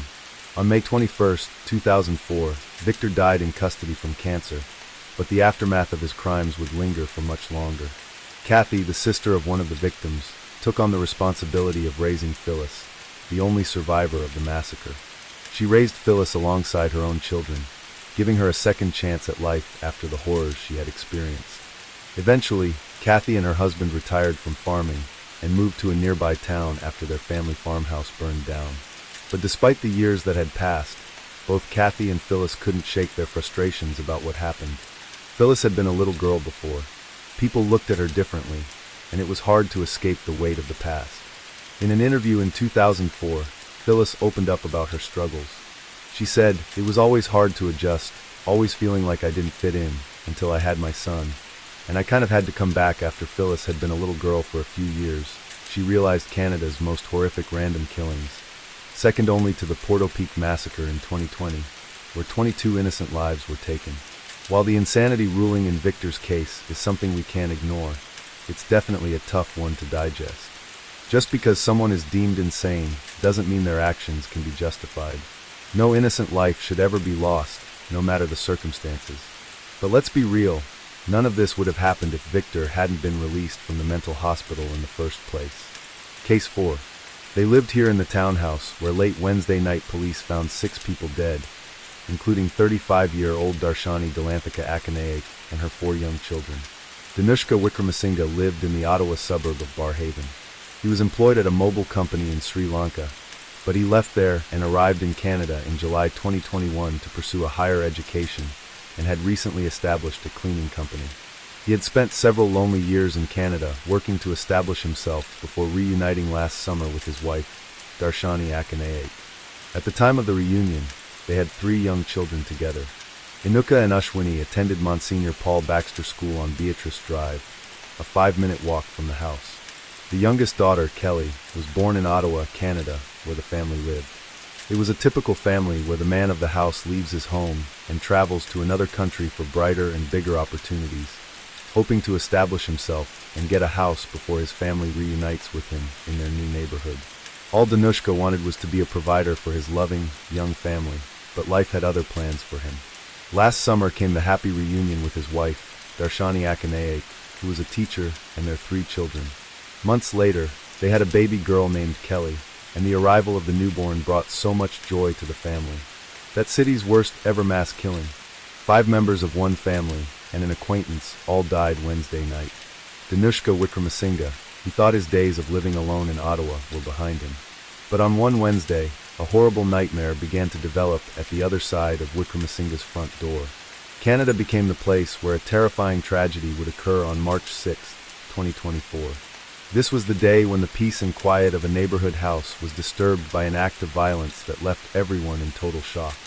The Wickramasinghe home is one that was once filled with the innocent laughter of children, but this night, it was replaced with a creepy and deadly silence that expressed the depth of the loss. This has been a case that has shaken not just Ottawa, but the entire nation of Canada. It is a day everyone in the region has marked as the day of the horrifying killing of the Wickramasinghe family. While Danushka Wickramasinghe sustained serious injuries, his wife, Darshani Delanthika Akanayak, who was 35 years old, Inuka Wickramasinghe, his 7-year-old son, his first daughter Ashwini Wickramasinghe, who was 4 years old, 2-year-old Ranaya Wickramasinghe, his second daughter, the family's infant Kelly Wickramasinghe, who was just 2.5 months in Gamini American Mudiansalag, 40 years old family friend, were brutally murdered. The investigators involved in the case said Danushka was found outside the house yelling for help and was taken to the hospital where he was reported to be in a serious but stable condition. The police reported that the bodies of his wife, her children, and an acquaintance were then found inside the home. The sixth individual, who was found dead, was 40-year-old Gamini American Mudiansalag. According to the police, he was an acquaintance of the family who recently arrived in Canada and had been living at the Wickramasinghe home. Darshani Delanthika Akanayak, 35, was formerly a student at Malaya Deva Balika Vidyalaya and an alumna of Colombo University. She was employed at St. Benedict Model School in Palgahuela. She was among the 6 people fatally attacked in a suburban townhome in the Ottawa community of Barhaven on Wednesday night in what police described as the worst mass killing in the city's history. Her 4 children, including an infant, were also killed, as was an adult acquaintance of the family who was living with them. Darshani's husband, 38-year-old Danushka Wickramasinghe, was wounded but survived. Jayantha Akanayak, her mother, aged 66, stated that she sensed something was off the last time she spoke to her daughter, Darshani, on Wednesday night, the 6th of March. The two phoned each other every evening. Darshani, in her home in Ottawa, her mother in Palgahuela, located 2 hours outside the Sri Lankan city of Colombo. Their conversation on Wednesday was unusually brief, just 5 minutes. Ms. Akanayak felt something was weighing on her daughter's mind, but they didn't speak about it. She asked me to go to sleep, Ms. Akanayak recalled. She was planning to visit her daughter in 2 months to see her and her grandchildren. Her worry grew when she didn't hear from Darshani on Thursday night. The next morning, when Ms. Akanayak heard from a local news outlet about a Sri Lankan family that had been killed in Ottawa, she knew immediately it was her daughters, she said. Ms. Akanayak said her daughter, son-in-law, and their 3 oldest children were newcomers to Canada from Sri Lanka. Kelly, the youngest, was born in Canada. They were seeking work, she said, and good education for the children. Darshani was a devoted Buddhist who rejected the pull of materialism, Ms. Akanayak said, adding that before leaving for Canada, she had donated piles of her belongings to another family after a flood. More recently, she asked her mother to donate a child's bicycle she had left behind when she emigrated. She was a kind, loving, and peaceful young lady, looking out for her parents and her children. As much as old age doesn't always depict wisdom, young age doesn't also always depict innocence. Following through with the story of the killing of the young Wickramasinghe family, it would have been safe to assume that they were brutally murdered by a much more mature person, who probably had scores to settle with the family, or probably a drunk guest who was just recovering from the death of a loved one. Unfortunately, the perpetrator of this evil act was a 19-year-old boy, one who was generously accommodated by Danushka Wickramasinghe. What connects Danushka to Febrio de Zoysa? Initially, Mr. Wickramasinghe was studying and residing at a boarding house with de Zoysa. However, when the young man was asked to vacate his boarding accommodations by the landlord, it was Mr. Wickramasinghe who had offered him lodging in the basement of his home a few months prior. He was known for posting videos of the video game Minecraft on YouTube. His YouTube account has now been taken down. A spokesperson for Google, which owns YouTube, said via email that following the tragic attack in Ottawa, the Trust and Safety Team identified and terminated a YouTube channel associated with the suspect by the Creator Responsibility Guidelines. He stated that, if a user's off-platform behavior harms the YouTube community, they may take action. The man behind the mask, the alleged murderer, was a 19-year-old former Algonquin College student. This unassuming young man, who once walked the halls of a respected educational institution, stands accused of the tragic crime that has saddened the hearts of people throughout Ottawa and beyond. He is also a Sri Lankan national and now faces 6 counts of first-degree murder and 1 count of attempted murder. It was reported and confirmed that the family even celebrated his birthday together some months before. They got him cheesecake because he said he liked it, just to make his birthday memorable. Mr. Danuska Wickramasinghe had also met the suspect's parents in Sri Lanka. Mr. Danuska Wickramasinghe arrived home around 10:30 p.m. and found Dezoisa with a knife, according to Sumanarathana, the resident monk and director of the Hilda Jayward Hanarmaya Buddhist monastery. He wrestled with his assailant, then he felt the sting of a knife or other edged weapon slashing across his face. The police later called it a knife-like weapon. He was also stabbed in the chest and in the back, and at least one of his fingers was cut off. Blood was everywhere. Inside, his entire family was already dead, including the family friend. During the attack, Wickramasinghe begged Febrio Dezoisa not to harm his family, and asked if he had harmed them in any way. Febrio said no, and that was a lie. Wickramasinghe then discovered the bodies of his family, according to Sumanarathana, and locked himself in a room due to shock, fear, and deep worry. Later, he ran back outside, screaming, bleeding, inconsolable. Neighbors summoned the police, who arrived a few minutes later and subdued the attacker. The police arrived around 10:52 p.m., and Dezoisa was arrested shortly before 11 p.m. At 11:17 p.m., Ottawa police stated that day on social media that there was a police operation ongoing in the 300th block of Berrigan Drive and to avoid the area. On Thursday, March 7th, around 2:30 a.m., the Ottawa police said on social media that the OPS was on the scene of a homicide, with multiple victims confirmed deceased. They also stated that one additional person had been taken to an Ottawa area hospital with serious but non-life-threatening injuries. One arrest had been made, and there was no continued threat to public safety. At 6:15 a.m., the police said in a press release that the homicide unit was investigating the deaths of 6 people who were found at the address the night prior. The victims were identified as 2 adults and 4 children. Police said their identities had not been confirmed as of that time, calling it a tragic and complex investigation. I want to emphasize this was a senseless act of violence, and it was a crime. It was perpetrated on purely innocent people. Ottawa Police Chief Eric Stubbs told CBC Radio that the homicide was a mass shooting, but later in the day corrected his statement to say it was a mass killing. The police held a press conference at 1:30 p.m. They identified the victims and said charges had been laid against Dezoisa. At the police press conference, Stubbs told the reporters that the police believe an edged weapon with sharp edges like a knife was used in the killings. While some murderers have motives behind their ruthless actions, others perform a senseless act of murder without reason and cause. Banti Sunitha, who was a resident monk and director of the Hilda Jayward Hanarmaya Buddhist monastery, said that all was not well with Febrio Dezoisa. He had dropped out of school and also had thoughts of suicide. A spokesperson for Algonquin College confirmed that Dezoisa had been a student there, and the last time he attended school was in the winter 2023 semester. In an interview with the suspect's relative, Febrio Dezoisa's aunt, she stated that the family had been so nice to him. She says the accused is her brother's oldest son and came to Canada 2 years ago. She described her nephew as quiet and a good student. She was visibly shaken and said, "They were such a wonderful family." She confirmed that Wickramasinghe had been working to move his family from Sri Lanka to Ottawa and invited Dezoisa to live with him at the Berrigan Drive house once his family came over. She says Dezoisa stayed with relatives in Ottawa before moving in with the Wickramasinghe family, but also mentioned that he recently cut off his relatives. It's obvious that the Wickramasinghe family had been nothing but good to Febrio, so what then could have made him kill the entire family, leaving Mr. Wickramasinghe severely injured? Is there dirty linen yet to be unveiled?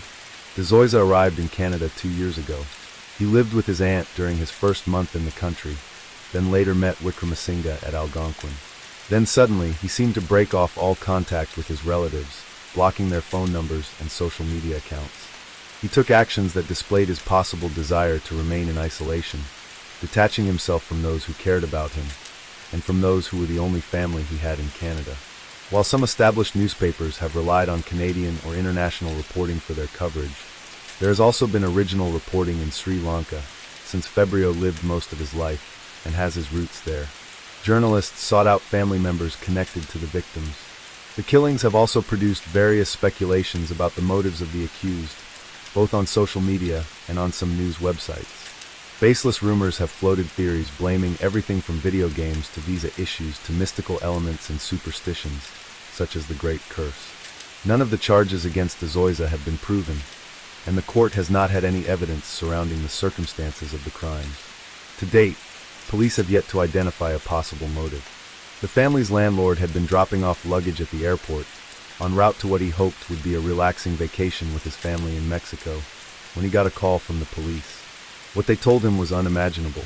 6 people dead at the Ottawa townhome he rents out, including 4 young children. Harpreet Chabra, the property owner of the home, told Global News when he was reached by phone on a Friday that he did not know or have a clue that the couple had recently had a new baby and that the accused killer lived there. He claimed not to even know Febrio DeZoisa at all, because he had leased out only to the family, and he didn't know that they had accommodated an additional person to live with them. Chabra is an Ottawa mortgage agent who rented out the property on Berrigan Drive in Barrhaven to a family who had recently come to Canada from Sri Lanka. Chabra says he did not know Ghani American was living in the house either. According to the property owner, the Wickramasinghe family moved into the Barrhaven home last summer. He says the father arrived in Canada first and waited for his wife to come with their children. The property owner describes the surviving father as a very nice guy and a good tenant. He said he was the kind of tenant who always paid his rent on time and also took good care of the house. He added, and expressed his disbelief towards the terrible and unfortunate occurrence in the family.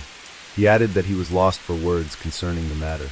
Chabra had hoped his own family's trip would be a way for his wife and children to decompress after the sudden loss of his sister-in-law, not yet 50 years old, to cancer earlier this year. This second, unexpected loss has them again mourning. He mentioned that he was trying to help his wife heal by taking her off for vacation, and that was when they heard at the airport that the terrible, sad incident had happened. Ghani American, a 40-year-old man, was said to be an acquaintance of Danushka Wickramasinghe. He was also killed by Febrio DeZoisa, but before his death and his arrival in Ottawa, he definitely must have had a life. He had only arrived in Canada 2 months before his painful demise. He left behind a wife and 2 kids in Sri Lanka before relocating to Canada. He most likely had plans to relocate them to Canada after a while as well. He used to have an active social media presence and appeared to be trying to establish himself as an entrepreneur in his new Canadian country, perhaps to support his family in Sri Lanka. A Facebook profile with the name Ghani American describes him as a sales and digital marketing consultant.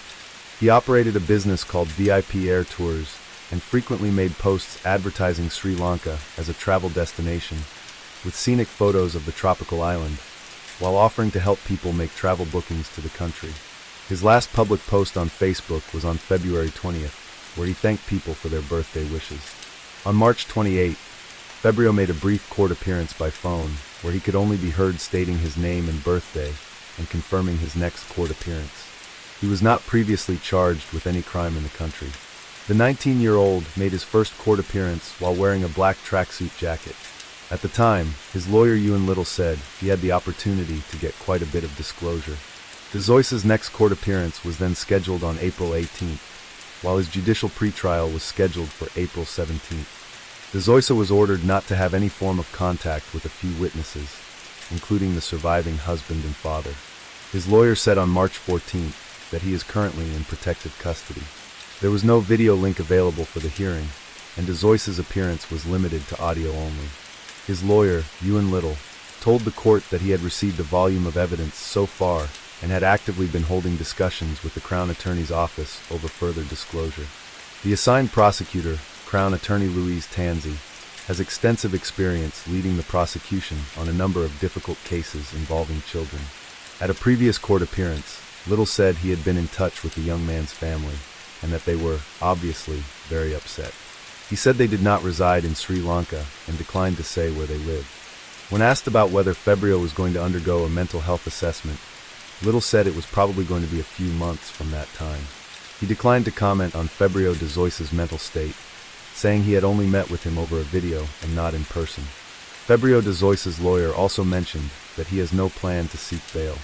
Legal experts said that Febrio's case might take years to make its way through the justice system. Daphne Gilbert, a professor of criminal law at the University of Ottawa, clearly stated that it could take 2 to 3 years. According to her, there are a lot of other preliminary factors to contend with, including whether or not Fabio de Zoysa is fit to stand trial. She added that the first thing that would probably happen is a lot of psychiatric consultation, which would determine whether Fabio has the mental capacity to withstand the trial process. Sylvia Rich, a law professor at the University of Ottawa, noted the rule that trials must conclude within 30 months, or 2.5 years after charges are laid. Then, she added that if de Zoysa is found fit to stand trial, his lawyer could raise a defense of not being criminally responsible because of a mental disorder. The investigation of the March 6th killings could also be lengthy and complicated. She said that for them to determine more about who the accused was, how he came to be in the house, and some other needed information, would definitely take some time. She continued and stated that on the outside, the entire case should be done 30 months from that period, but she added it could take less time, and de Zoysa will likely be incarcerated for the duration. But she also mentioned how slow the justice system can be, and that there are some other complicating factors, such as a backlog of other cases, which need to be sorted as well. The death of the Wickramasinghe family, shortly after they moved from Sri Lanka to Ottawa, Canada, hit not just the families affected, but also the neighborhood and the nation at large. On a cold, rainy Saturday morning filled with grief, tears, and disbelief, the handmade card from 7-year-old Anuka Wickramasinghe's classmates at Monsignor Paul Baxter Catholic School spelled out a community's sorrow. There were lots of colorful letters that soon began to drip away as the raindrops fell. The children that were present shared their memories. "We'll miss you, Anuka." Anuka's friends had a lot to say about him. They mentioned that he was fast, kind, intelligent, imaginative, a good friend, and a soccer player. "We will miss your smile," they said. It was clear that Anuka's teacher was overcome with emotion. He wiped his tears, and then set his cards among the other pile of flowers, cards, and stuffed animals. Some flickering candles were the centerpiece of the vigil for Anuka, his mother, Darshani Delanthika Ekanyake, sisters Ushwini, Renaya, and Kelly, and family friend Gamini American. More than 100 mourners offered tearful prayers and calls for solidarity and compassion on the 17th of March at the funeral for the Sri Lankan family slain in one of the worst mass killings in Ottawa's history. Ajahn Varadimo, a monk who spoke at the funeral, asked those grieving around the world to focus on supporting each other instead of leaning into despair or anger. Mr. Wickramasinghe was seen crying at the ceremony, his hands clasped in prayer with one finger bandaged. He was surrounded by family members, including a man sobbing into a handkerchief. He was obviously devastated and was bleeding with grief within. The funeral organizers said on the 15th of March that he had requested privacy to mourn the loss of his family, but he was thankful for the outpouring of public support since his relatives died. 5 coffins were placed at the front of the room, including 3 smaller white ones and 2 larger wooden caskets, one of which had framed photos of both Ekanyake and her baby. The ceremony included audio recordings from the wife and daughter of Gamini American and American Mediansalag. His loved ones in Sri Lanka were unable to travel to Canada for the funeral. The service also included a Buddhist ritual, as well as reflections from preachers from various religions, who prayed for surviving relatives to have strength. Dignitaries from multiple levels of government who were present also paid their regards during the funeral. Danuska Wickramasinghe said that he was torn and devastated by the loss of his beloved wife and his children. He also mentioned that he was mourning the loss of his friend, Gamini, who was staying with the family. He thanked the first responders and hospital staff for helping him navigate through the initial shock and chaos that began as a result of the tragedy. Danuska also said that he was thankful for the support of the Buddhist Congress of Canada, Ottawa's Sri Lankan community, and the wider public for their thoughts and prayers. Money might have been the least of Danuska Wickramasinghe's worries, but at least it was a good way for the community could express their support and assure him of their presence. The following day after the brutal killing, a fundraiser with a goal of $200,000 was set up on GoFundMe to help the surviving father and family members of the deceased in Canada and Sri Lanka. Kota Tawaku, the monastery director, said 20 members of its community had set up a GoFundMe page coordinated by the temple to provide financial support for the families of the victims. The Buddhist Congress of Canada, BCC, facilitated the fundraiser. On the 11th of March, 2024, nearly $162,000 had already been raised by over 1,100 donors.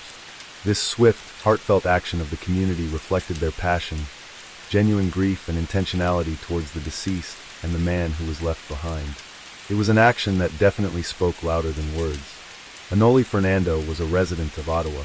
She didn't know the family personally, but she has family ties to Sri Lanka. Her mother called her on the Thursday of the incident to tell her she'd heard of a family friend's in-laws who were victims of a tragic murder. Fernando said she doesn't often donate to charities or causes, and even though she didn't know or have any familial connection with the victims, she felt the need to help where she could, donating $1,000. According to her, she donated because it just hits close to home. Danushka Wickramasinghe displayed a rare reaction to his family's killer, Febrio de Zoysa. From his hospital bed, he managed to offer some compassion for his family's accused killer when they paid him a visit. Several other community members were able to visit Danushka Wickramasinghe, the lone survivor of the attack, in hospital. Even though he was tired and had visible physical marks from the attack, Wickramasinghe was said to have smiled as the visitors entered the hospital room.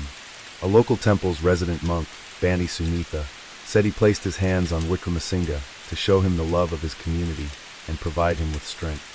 Those who spoke with Wickramasinghe said he even showed empathy for the accused killer. The news, articles, and the internet do not say much about the accused killer of the Wickramasinghe family, Febrio de Zoysa. His parents refused to share their place of residence. No friend has come out to claim that they knew him from school or somewhere else.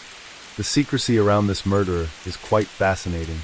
Many choose to believe that all the information we need about him has been provided, while others demand to know more, especially as to why a 19-year-old boy could kill not just one but 4 babies. There is still a thick mystery cloud surrounding this mass killing case that is yet to be unraveled. Aside from the fact that many feel horrified by the crime, some fear it could have a direct impact on their lives. The murder has also triggered warnings about welcoming strangers when staying abroad. Some people are also worried that this case might cause the Canadian government to become even more strict when accepting international students. Regardless, the love and compassion the community showed the Wickramasinghe family just after a short time of living in Ottawa shows how much impact they made in their community, even in the little time they lived there. It's quite relieving to know that Danushka Wickramasinghe, the lone survivor, has family, loyal friends, and his community to lean on during his time of grief. Case 5. James Craig Kor, the patriarch, appeared to have it all.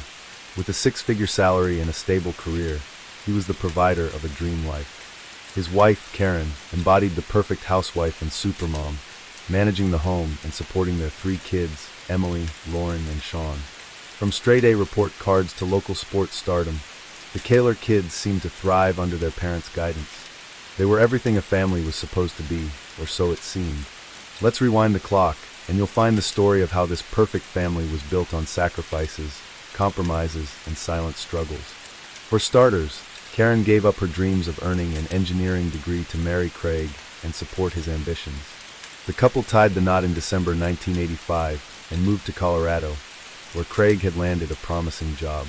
At the time, Karen was still in her 2nd year of college, with several years left to complete her degree.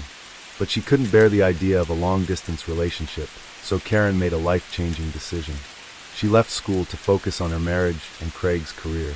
It was a sacrifice she wholeheartedly embraced, determined to create a happy life together.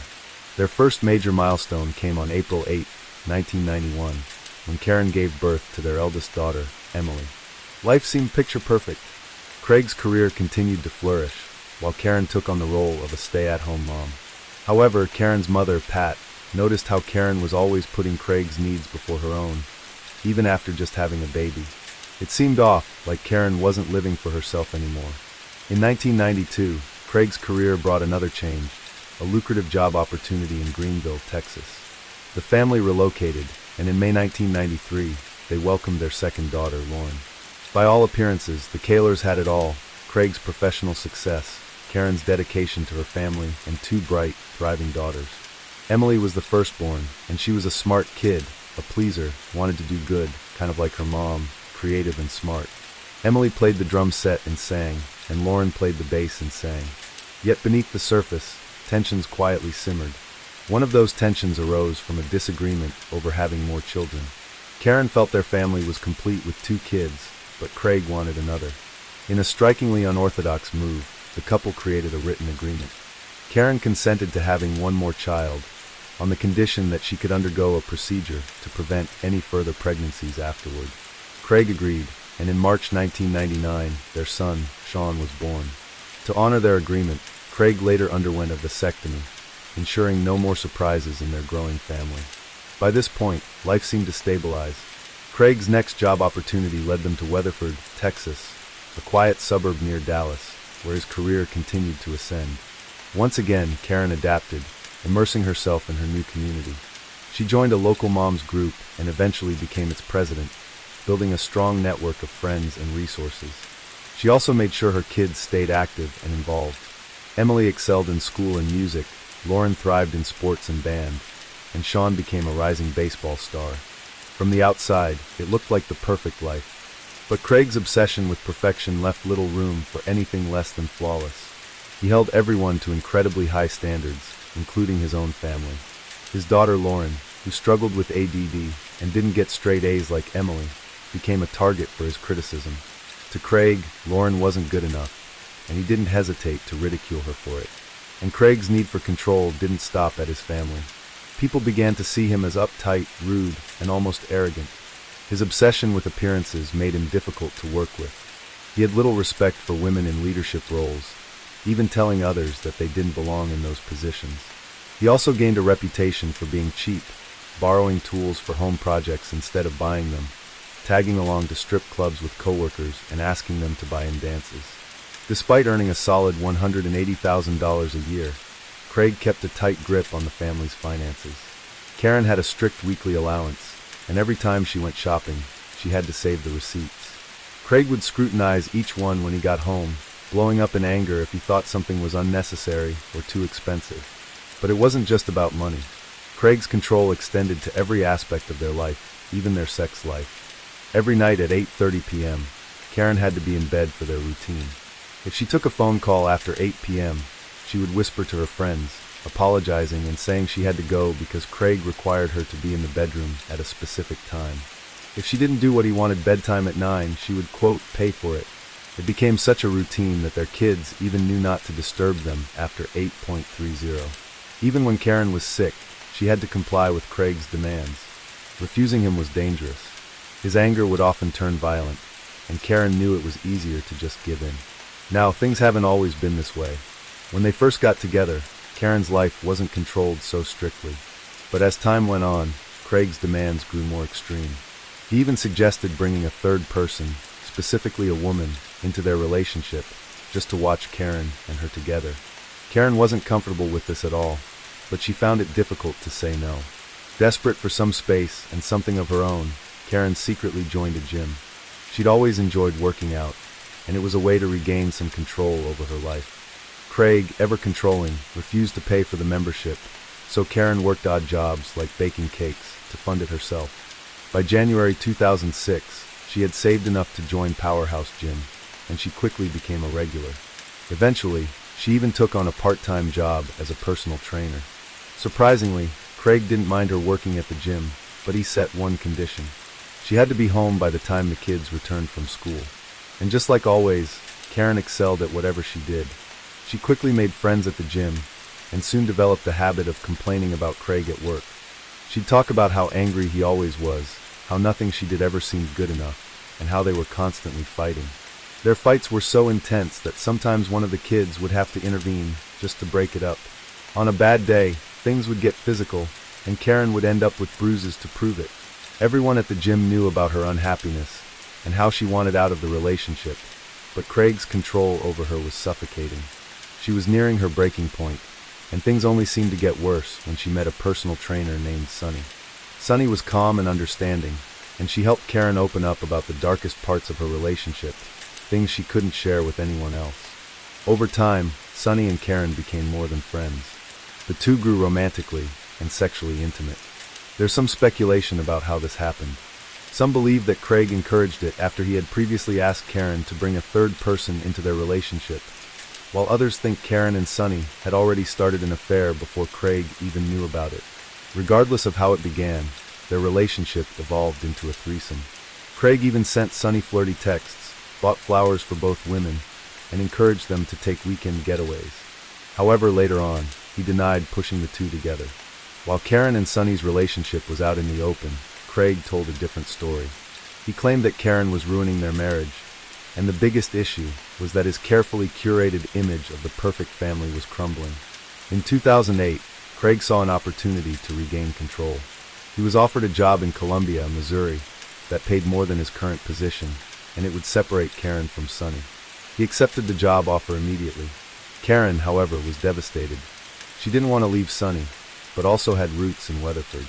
Her kids were involved in school activities, the girls were in a band, Sean was playing baseball, and Karen had deep ties to local volunteer groups. Still, as always, Craig's wishes prevailed.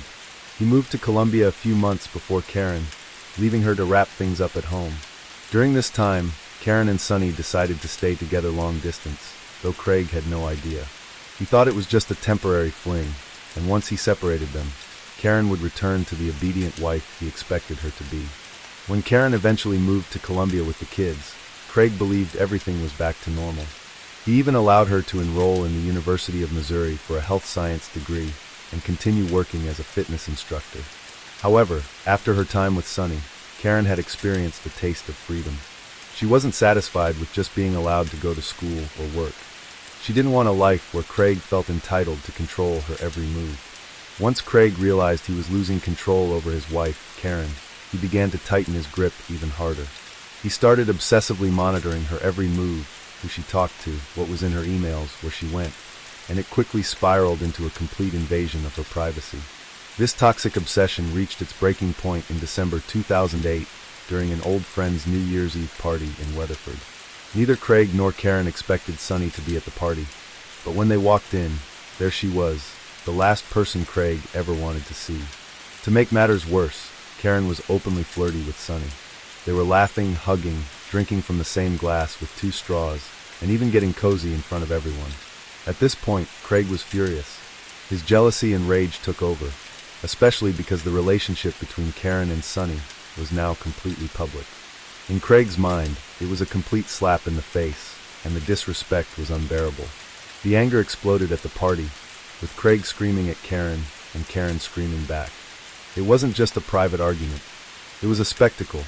Their fight became so intense that Craig, humiliated and furious, declared to the entire party that Karen was having an affair. In retaliation, Karen kissed Sonny right in front of everyone. The host, understandably uncomfortable, asked them to leave, but the drama didn't end there. The fight continued outside on the front lawn, and it soon turned physical. Craig, consumed by his anger, shoved Karen, causing her to fall and hit her head on the ground. By the morning, both of them were reeling from the fallout. Karen, despite the chaos, began to have second thoughts about the way she was pushing Craig. She told Sonny that they needed to take a break from their relationship, but Sonny wasn't having it. She told Karen that the problem wasn't with her, but with Craig. Sonny was deeply concerned for Karen's safety, especially after witnessing his violent outbursts. So, in late January 2009, Karen made the brave decision to file for divorce. She didn't leave the house immediately, but she started sleeping in a separate room. She also continued her long-distance relationship with Sonny. Craig, still obsessively controlling, kept monitoring Karen's emails and even went through her things. He found multiple greeting cards from Sonny and used that to track her every move. Each time Karen made plans to meet Sonny, Craig would follow her, trying to sabotage their time together. His jealousy knew no bounds. At work, Craig became increasingly unhinged. He would carry around a photo album, showing it off to coworkers and saying things like, "Isn't this a happy family? Why doesn't Karen want to be a happy family?" His bizarre behavior made everyone uncomfortable, but Craig didn't seem to notice or care. He was too consumed by his need to control Karen's life. The tension reached a boiling point in March 2009, after Craig gave a speech at a city council meeting. Karen, there to support him, was dragged into another heated argument. This time, Craig's anger turned physical. He assaulted Karen, and she called the police. Craig was arrested for third-degree domestic assault. In her statement to the police, Karen described how Craig physically blocked her exit, cornering her against a cabinet, and how his behavior had grown increasingly violent and controlling over time. Despite Craig's denial of the assault, claiming he was only trying to give Karen a hug, the marks on Karen's body told a different story. Craig was arrested and charged. Karen moved out of their home, taking the kids with her, and rented a place on the other side of Columbia. She also withdrew $50,000 from their shared bank account, signaling that she was finally breaking free from Craig's toxic and dangerous control. Now, the arrest of Craig was nothing short of devastating. As a city official, his actions were front-page news, and when his bizarre and unsettling behavior at work came to light, it only made things worse. Eventually, the city issued a public statement saying Craig resigned due to difficult family issues, but the truth was far more complicated. The fact that he had been fired not by choice was a blow to his already fragile ego. He couldn't handle the fact that his once perfect reputation was now in tatters, no job, no family, and no control over anything. Craig packed up and left his house, heading back to his parents' farm in Kansas. He hoped that hard work on the farm would help clear his mind, but the distance didn't make things better. If anything, it fueled his obsession with Karen, his ex-wife. Craig couldn't understand why Karen had left him. In his mind, he had been the perfect husband. He had provided everything, and yet she walked away. He refused to accept that his controlling behavior could have pushed her to the brink. At this point, he still stalked her, reading her texts, emails, and even her cards. He couldn't let go, and he blamed Sonny for everything. When Sonny sent Craig a text telling him that Karen didn't love him the way he thought, Craig became enraged. He started calling Karen and Sonny names, using homophobic slurs, even though he had been okay with Karen's relationship with Sonny, as long as he could watch and be involved in some twisted way. But what really pushed him over the edge was his daughters turning away from him. They were tired of his controlling ways and wanted to make their own choices. Emily, his oldest daughter, was the first to break away. She picked a college he didn't approve of, showing she wasn't going to live by his rules anymore. To Craig, this felt like a slap in the face. He blamed Karen even more, saying she had brainwashed the girls into going against him. Things only got even worse when one of his daughters posted on Facebook admitting she was bisexual. Instead of supporting her, Craig saw this as another reason to lash out. He was convinced their mom had influenced this too. Interestingly, he started building a massive case against Karen, collecting over 3,500 pages of so-called evidence for his divorce attorney. This included screenshots of Karen and Sonny's private messages and notes about every time Karen visited Sonny. He even claimed that the two women had sex in front of the kids, but he never showed any proof of this. Craig's behavior became even more bizarre and disturbing. He told his friends about wanting to kill Sonny, but no one took him seriously. It's a common theme in these cases. People ignore the red flags until it's too late. It's also important to note that despite his rage toward Karen and Sonny, Craig was also sleeping with multiple women. His behavior was all over the place, but when it came to his son, Sean, things seemed a bit different. According to Craig, Sean was the one person who hadn't completely turned his back on him. Craig made an effort to spend time with his son, taking him hunting and fishing, trying to stay involved in his life. While he may have been a terrible husband to Karen and a distant, controlling father to his daughters by all accounts, he was still trying to be a decent dad to Sean. It was as if Sean was the last shred of hope for Craig, the one connection that hadn't been completely destroyed. Fast forward to Thanksgiving 2009. While Sean was with Craig, Karen was still trying to keep her family close. She wanted all of her children and her girlfriend, Sonny, to visit her grandmother, Dorothy, during the holiday. So the day after Thanksgiving, Karen went to pick up Sean from Craig's house and take him to Dorothy's. Dorothy, who was 89 years old, lived in a quiet farmhouse in Burlingame, Kansas, a tiny town with less than 1,000 residents. But on Saturday, November 29, 2009, a deputy was wrapping up some paperwork when a call came in about a suspicious vehicle in Burlingame. It was just after 6 p.m. when a neighbor reported that a small truck had been speeding through the area. They watched as the driver pulled up, got out of the truck, and started walking down the road. A few moments later, the man came back carrying a large object they couldn't identify. Fearing that it may have been a robbery, the neighbors grabbed a flashlight and went outside to confront him.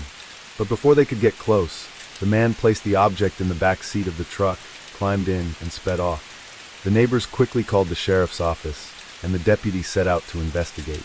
But just minutes later, another call came in, one that would lead to a much darker discovery. The deputies immediately knew this was serious, but nothing could have prepared them for what they would find when they arrived. As they entered Dorothy's home, the first person they found was Dorothy herself. She was bleeding heavily on the kitchen floor, having been shot several times. She was still alive, but barely. They rushed to the next room, where Karen was found in the dining area. She had been shot twice and was already dead. In the lounge, they discovered 18-year-old Emily lying behind the couch. She too had been shot twice. The second shot likely paralyzed her instantly, and she had died. Then the deputy heard a faint voice calling for help from upstairs. It was Lauren. 16-year-old Lauren was still alive, but her injuries were severe. Like Dorothy, she had been shot multiple times and was barely holding on. As she was taken away, Lauren whispered the name Craig. When asked who that was, she weakly replied, "My dad." "Hold on. Don't move. I don't care. I know. Don't move. I don't want to die. We're going to take care of you, okay? Make me alive." And it didn't take long before Lauren, too, succumbed to her injuries and died. Dorothy, who had been fighting for her life with everything she had, followed soon after. That left us with the only surviving member of the family, Sean, an unwilling witness to this senseless bloodshed. According to his account, he and Karen had been sitting together, cleaning some old coins when the nightmare began. Without warning, Craig burst through the back door, rifle in hand, and opened fire on Karen. In the chaos, Sean ran for his life, desperate to escape. He scrambled for Karen's phone to call for help, but before he could, more gunshots echoed through the house. Terrified, he knew he had to get out, and so he fled, running for the neighbor next door. Understandably, a search warrant was issued immediately for Craig, and it didn't take long for the authorities to locate his car. Abandoned in the middle of nowhere, eerily out of place. Inside, the officers found a chilling scene: a stash of more ammunition, unopened bottles of anxiety medication, and a backpack packed with the essentials such as soap, toilet paper, and canned food, as if he had been preparing for something. But Craig himself was nowhere to be found. Hours later, though, he was spotted wandering aimlessly down a deserted road, disheveled and looking lost. When he saw the officers approach, he didn't try to run. Instead, he muttered, "I'm the guy you're looking for," and was arrested without a struggle. Craig's defense team argued that his mental health issues, including depression and multiple personality disorders, pushed him to the brink. They claimed he had snapped, unable to control his actions. However, the prosecution painted a much darker picture, one of a man whose actions were chillingly premeditated. To back up their claims, they presented a crucial piece of evidence. Craig's expert psychiatrist testified that while he did suffer from depression, he still had the clear ability to plan the murders. The fact that he spared Sean's life was a key detail, demonstrating that his actions were calculated, not impulsive. 2 years after the murders, the final trial began. Sean, now 12, showed extraordinary bravery as he took the stand to recount the horrifying events. With striking clarity, he described the moment he witnessed his father shoot his mother and the chaos that followed. His testimony left no doubt. Craig's actions weren't a spur-of-the-moment lapse in judgment, but the culmination of months of simmering rage and calculated intent. Sunny also took the stand, shedding light on the abusive relationship between Karen and Craig. She recounted her attempts to protect Karen from Craig's volatile behavior, revealing that he initially appeared unfazed when she and Karen began their relationship. However, his demeanor shifted drastically, becoming hostile only after Karen decided to leave him. However, Sunny also admitted that her testimony was based on memory and what she had heard from Karen without physical evidence to back it up. After just 2 hours of deliberation, the jury reached a unanimous verdict. Craig was guilty of capital murder.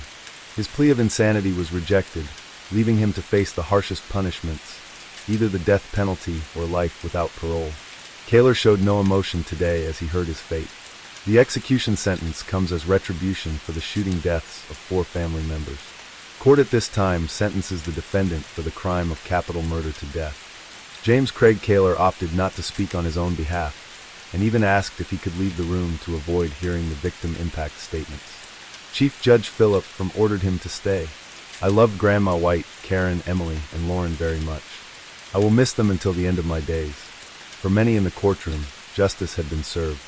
But for Sean, the outcome was far from a relief. Sean, now 12 years old, had already endured unimaginable loss.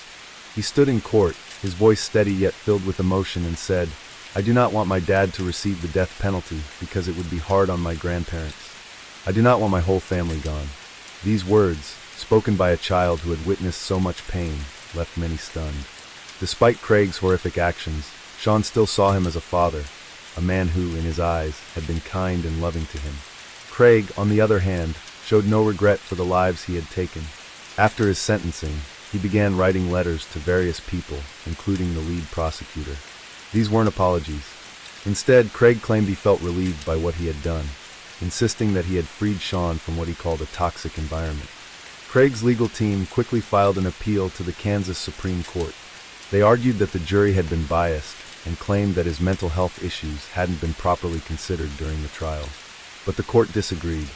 One judge stated that Kansas law doesn't exonerate someone just because they're mentally ill, and another pointed out that Craig's mental health had been considered during sentencing. It just didn't excuse what he had done. In the end, Craig's appeal was denied.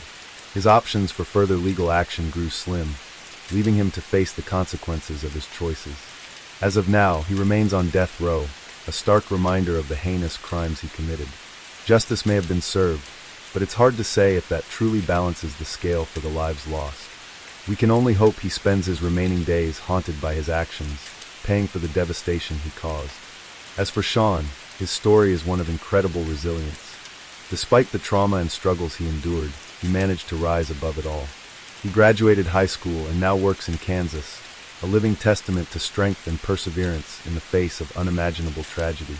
His journey inspires hope, proving that even in the darkest times, there's a way forward. Case 6. On May 26, 1986, two men quietly snuck onto the McClinty family farm, hoping to steal some cherries during the season's peak. The farm looked peaceful, with lights flickering on and off in the house. But inside, something terrible was happening. Two members and one maid of the McClinty family had been brutally murdered with an axe by one of their own, James Dunham. The two men had no clue about the horror taking place inside the house, so they carried on with their plan. Meanwhile, James Dunham continued his brutal spree. After midnight, the head of the McClinty family returned home with his son and the farmhand. As soon as the father stepped inside, he was met with an axe to the head. Minutes later, his son walked in, only to be shot 5 times by James with a revolver.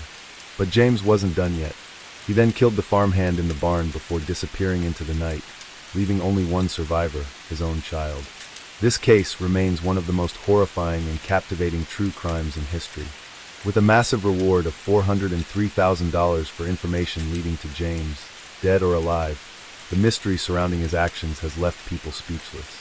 What could have driven him to commit such an unspeakable act? How did he manage to disappear without a trace? In this story, we'll dig into every chilling detail, piecing together the clues to uncover the truth behind James Dunham's terrifying crime, and try to understand why someone would do something so horrific. Going to the town of Campbell, nestled in the heart of Northern California's fruit-growing industry, this is where the tragedy unfolded. A place brimming with life, with a bank, packing facilities and canneries all lined up along the railroad tracks, shipping local goods across the country. Farmers in the area had formed the Campbell Fruit Growers Union, showing just how important agriculture was to the town's success. And at the center of all this was Colonel Richard P. McClinty, a man who had come from Jefferson County, Virginia. He fought for the South during the Civil War, rising to the rank of colonel. After the war, he left behind his military career and became a well-known figure in his community. It was said that he was involved in everything, from publishing newspapers to politics and even animal husbandry. When he moved to Campbell, he bought a 56-acre cherry farm, becoming a respected member of the community. In fact, in 1893, he was chosen to represent Santa Clara County at the World's Columbian Exposition in Chicago. It was clear that McClinty had a full life. He remarried after his first marriage ended in divorce, settling down with his second wife, Ada Wells, and her 2 children, Hattie and James, in a grand Victorian house on the ranch. But things took a darker turn when James Dunham entered the picture. James wasn't a man who easily made an impression on others. He lived in the background, a quiet figure who was seen but not truly known. Those who did interact with him often described him as cold, almost lifeless, with eyes that seemed to look right through people. It's important to note that he didn't have a history of violence, but he had a temper, one that could explode when things didn't go his way. James was a drifter, taking odd jobs when money was tight and turning to his mother for cash when work was scarce. Sometimes, if she refused to give him what he wanted, he'd lash out, like the time he killed her chickens in a fit of rage. James was the kind of man who seemed destined for a solitary life, so when he suddenly married Hattie Wells, it shocked everyone. Hattie had once been engaged to James' younger brother, Charlie, but broke off the engagement after she saw him with another woman. Rumors began to swirl that James and Hattie's marriage wasn't about love, it was about revenge. Now at first, James and Hattie had big dreams of traveling the world, and they never really stayed in one place for long. But this lifestyle came with a lot of problems for James. He couldn't keep up with the pressure to provide for Hattie, and with one failed business after another, plus loans he couldn't pay back, things just spiraled. His credit took a hit, and that put a huge strain on their marriage. At one point, while they were living in Sacramento, Hattie noticed her jewelry and favorite watch had gone missing. She reported them stolen, but not long after, her things turned up at a local pawn shop. The receipt clearly showed that James had sold them. Even though no charges were pressed, the damage was done, and the trust between them started to crumble. With no money left, the McClinty family decided to take Hattie and James in at their cherry farm, hoping it would help. But instead of things improving, it only seemed to make everything worse. James's behavior didn't just put a strain on his marriage with Hattie, it also caused friction within the McClinty family. He was known to argue frequently with Colonel McClinty, and things got so bad that he once threatened to sue the colonel over a minor injury he got while working on the farm. Even Hattie's mother, Ada, who was famous for being kind and welcoming, couldn't find a way to connect with him. What made it worse was how James treated Hattie after they moved into the McClinty home. He would often verbally abuse Hattie, sometimes in front of the entire family, belittling her without holding back. This behavior didn't sit well with Hattie's brother, Jimmy, and the two men clashed often. Their heated arguments nearly turned into physical fights on more than one occasion. In this tense atmosphere, James began disappearing for days at a time, leaving everyone wondering if the marriage was falling apart. Then, in late 1895, the McClinty family was hit with surprising news. Hattie was pregnant. For a while, this news brought a rare calm to the household. James, now 30 years old, seemed determined to change for the better. He even took a big step by enrolling in pre-law classes at Santa Clara University, giving everyone hope that brighter days might finally be ahead. So, on May 4, 1896, Hattie gave birth to a baby boy, Percy Osborne. The family celebrated the arrival of the little one, their joy filling the air. But as happy as the moment was, it didn't take long, just 3 weeks, for the cracks to begin showing again. By the way, I post true crime and new cases here every day. So, if that sounds like your kind of thing, please consider subscribing. It helps a lot. According to official reports, the events of that fateful night began unfolding at 8:30 in the evening on May 26th. Colonel R. P. McClinty and Jimmy Wells stepped out onto the front porch, climbed into a waiting carriage, and gave the signal for Georgia Chable, the driver, to head off. Left behind at the house were Hattie, baby Percy, their housemaid, and nanny Minnie Schlesser, and Hattie's mother, Ada. Meanwhile, James Dunham, who had supposedly been in San Jose attending classes since Sunday, was nowhere to be seen, or so it seemed. In a small cabin about 100 yards from the main house, Bob Briscoe, the farm manager, was wrapping up a long day of work. It was cherry harvest season, and the hot weather made the grueling labor even harder. Exhausted, Bob stretched out on his cot, ready for a good night's sleep, before starting it all over again the next day. Little did everyone know, James had secretly returned to the farm at dusk. Like a predator in the wild, he hid in the shadows, biding his time. Sometime after 9 o'clock, he crept from his hiding spot and headed for the barn. There he picked up a single-bladed axe. After that, James wasted no time and slipped into the house through the back door, moving as silently as a shadow. He paused outside Ada McClinty's room on the first floor, likely making sure she was sound asleep. Once confident, he climbed the stairs, his steps slow and deliberate. Upstairs, his wife Hattie and their 3-week-old baby were in the bedroom. Hattie, however, wasn't asleep. She was at the dressing table brushing her hair when she noticed James entering the room. Her eyes must have caught the glint of the axe in his hand, but she had no time to react. Before she could even scream, James dropped the axe and lunged at her. His hands wrapped tightly around her throat, silencing her cries before they could echo through the house. His grip was merciless, and later, the autopsy would reveal he had crushed her cervical vertebrae. When her body finally went limp, James let her drop to the floor, emotionless, and reached for the axe again. The commotion couldn't have gone unnoticed. Minnie, the nanny, heard the sounds from her room and instinctively got up to check on what was happening. As she entered the bedroom, she came face to face with James and the axe. Without hesitation, he swung it at her, landing a brutal blow to her head. The force was so violent that it split her skull in two, killing her instantly. And for reasons that remain a mystery, James then tore strips of bed linen and stuffed them into the mouths of his victims, as if to silence them even further. Now, Minnie likely let out a scream before her life was cut short, and that sound was enough to wake Ada McClinty downstairs. So she put on her robe and stepped out of her room, calling up the stairs to check if everything was okay. The response she got was terrifying, not in words, but in the form of James Dunham, standing at the top of the stairs, blood-soaked axe in hand. Instead of freezing in fear, Ada bolted into the dining room, determined to fight James with everything she had. As she ran, she didn't hold back, throwing anything she could grab, from cups to plates to vases, all in an effort to stop him. The mess left behind told the tale. When the house was searched, investigators found shattered glass, broken plates, and smashed vases scattered everywhere, from the kitchen all the way to the dining room. It's likely that some of the broken glass ended up piercing James' feet, leaving a trail of blood on the floor. But instead of slowing him down, the pain only seemed to make him angrier, pushing him into an even more violent frenzy. But Ada's strength couldn't match James' rage, and eventually he caught up to her.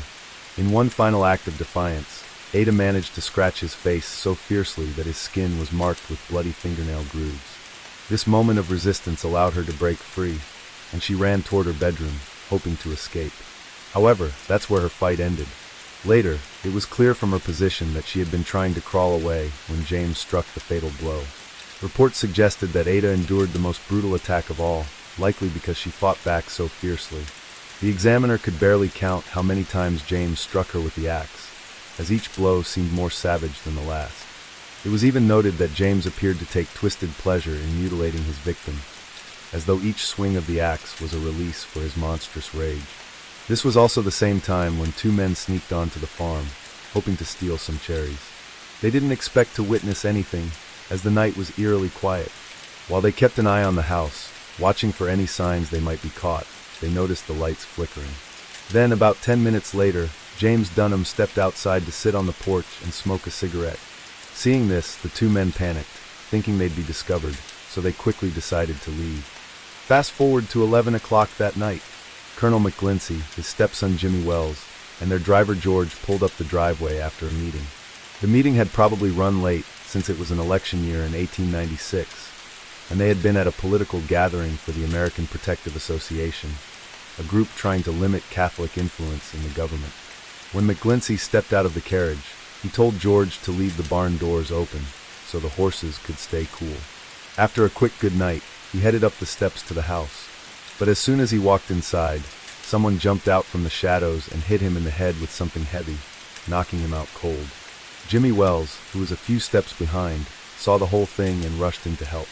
He saw the attacker raise an axe to strike again, but without thinking, Jimmy lunged forward and grabbed the axe, stopping the blow just in time. Despite still being sore from a recent bike accident, the 22-year-old managed to pull the axe away from the attacker. For a moment it seemed like Jimmy was in control, but then out of nowhere, a gunshot rang out and a bullet hit him in the shoulder. Before he could react, another shot struck him in the chest, and he collapsed. His last instinct was to crawl toward the parlor, but as he reached the doorway, a final bullet struck his back. The axe slipped from his hand as he fell, and as he lay dying, James Dunham fired one last shot into his head. When they found Jimmy's body, it was reported that his clothes were still smoldering from the gunpowder burns. With his brother-in-law out of the way, Dunham turned his attention to finishing off Colonel McClinty, who was still unconscious in the entryway, but when he came back to check on the colonel, he discovered that the old man had somehow managed to escape. It turned out that when Dunham swung the axe, he had missed.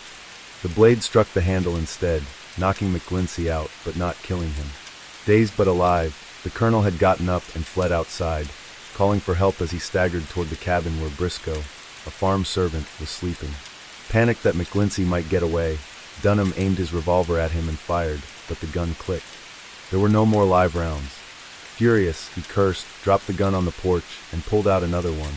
This time, he fired recklessly into the night, desperately trying to end the colonel's life. While this was happening, a neighbor about 300 yards away was lying awake in bed, trying to get some sleep despite the room's uncomfortable warmth. He had left the window open to catch the night air, but nothing seemed to help. He tried reading to drift off, but it didn't work. Then, just before 11:30, he heard the sharp crack of gunshots and cries for help coming from the McClinty farm. which he could see from his window. Sensing something was terribly wrong, he quickly got out of bed, dressed hastily, and rushed over to see if his neighbor needed help.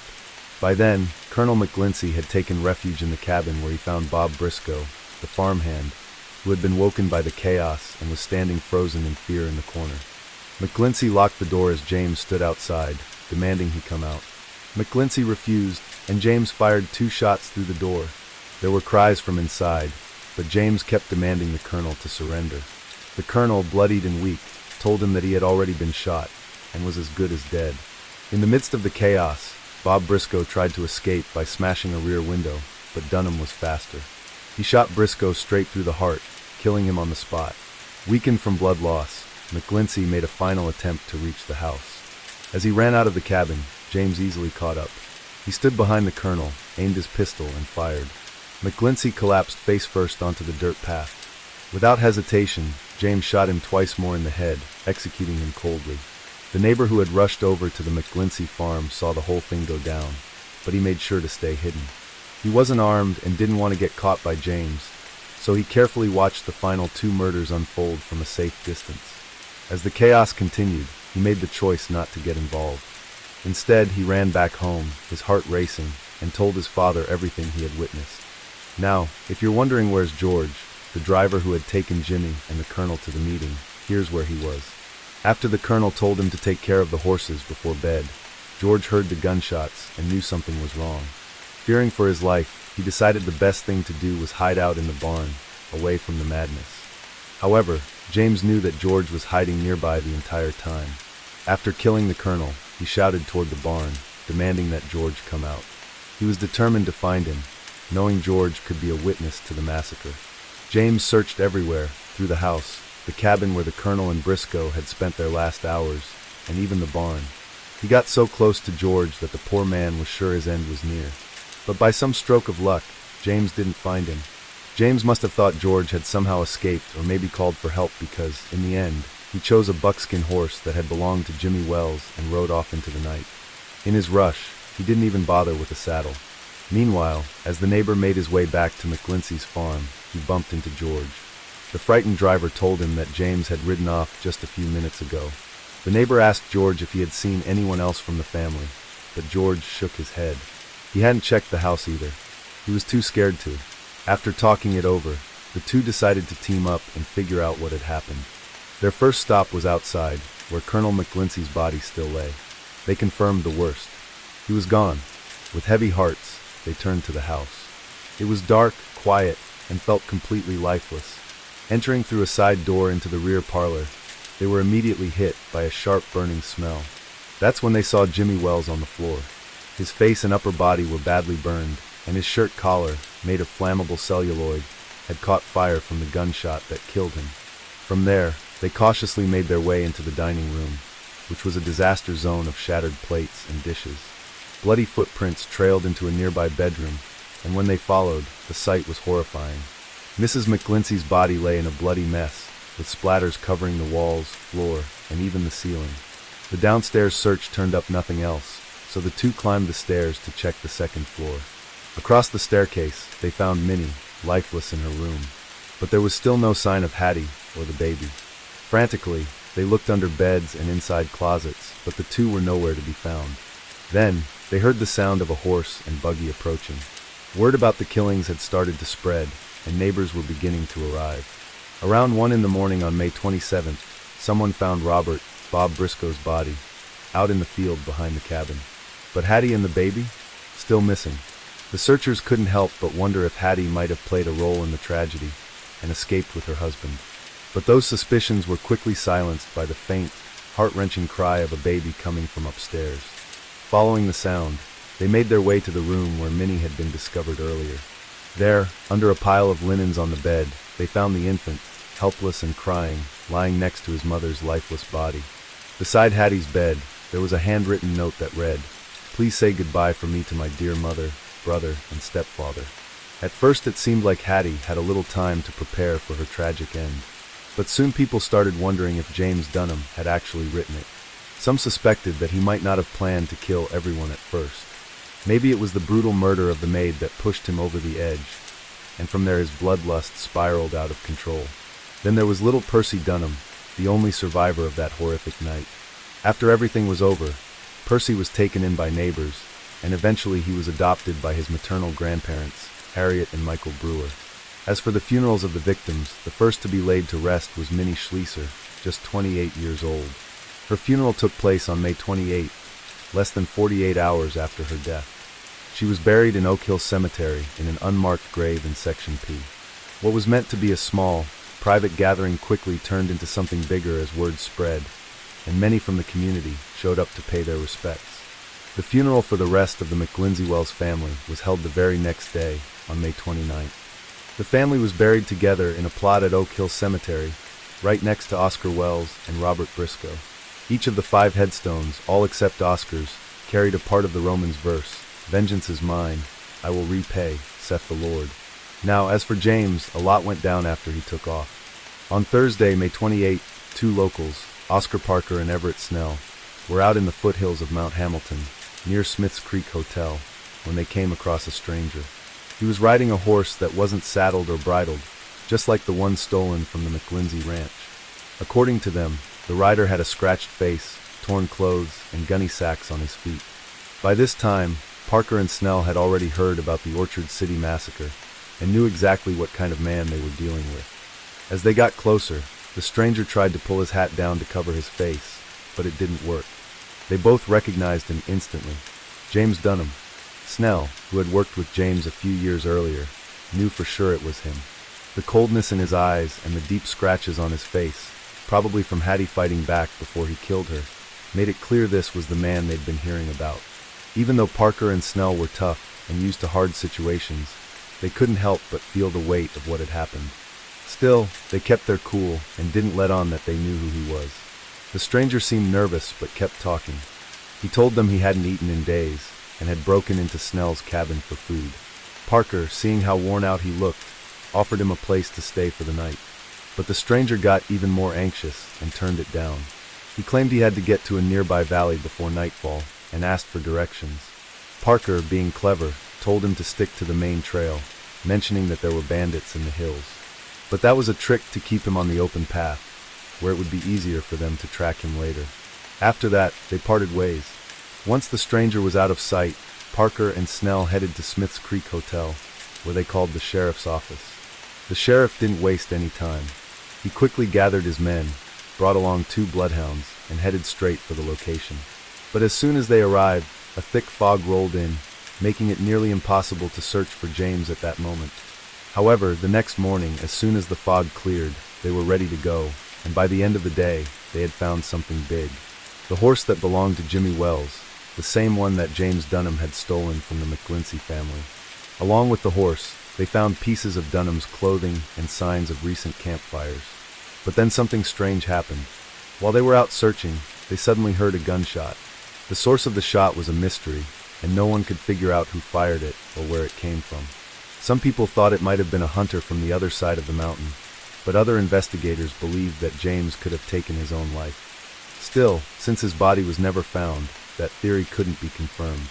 The very next day, on May 30th, evidence surfaced showing that James had broken into a cabin near Mount Hamilton, proving that he was still alive at that time. By June 1st, word spread that James Dunham had bought supplies, reigniting the manhunt. Not long after, a rifle and pistol were reported stolen from a cabin in Glenwood. This led investigators to believe Dunham had managed to slip away from Mount Hamilton and was heading south. On June 2nd, the sheriff's posse jumped onto a train bound for Hollister after hearing that Dunham might be moving under the cover of darkness toward Kiansaba Valley. They suspected he was seeking help from Mexican communities that weren't aware of his horrific crimes. On June 4th, a man at Hayes Station gave an eerily accurate description of Dunham's clothing, shoes, and hat, without even being asked.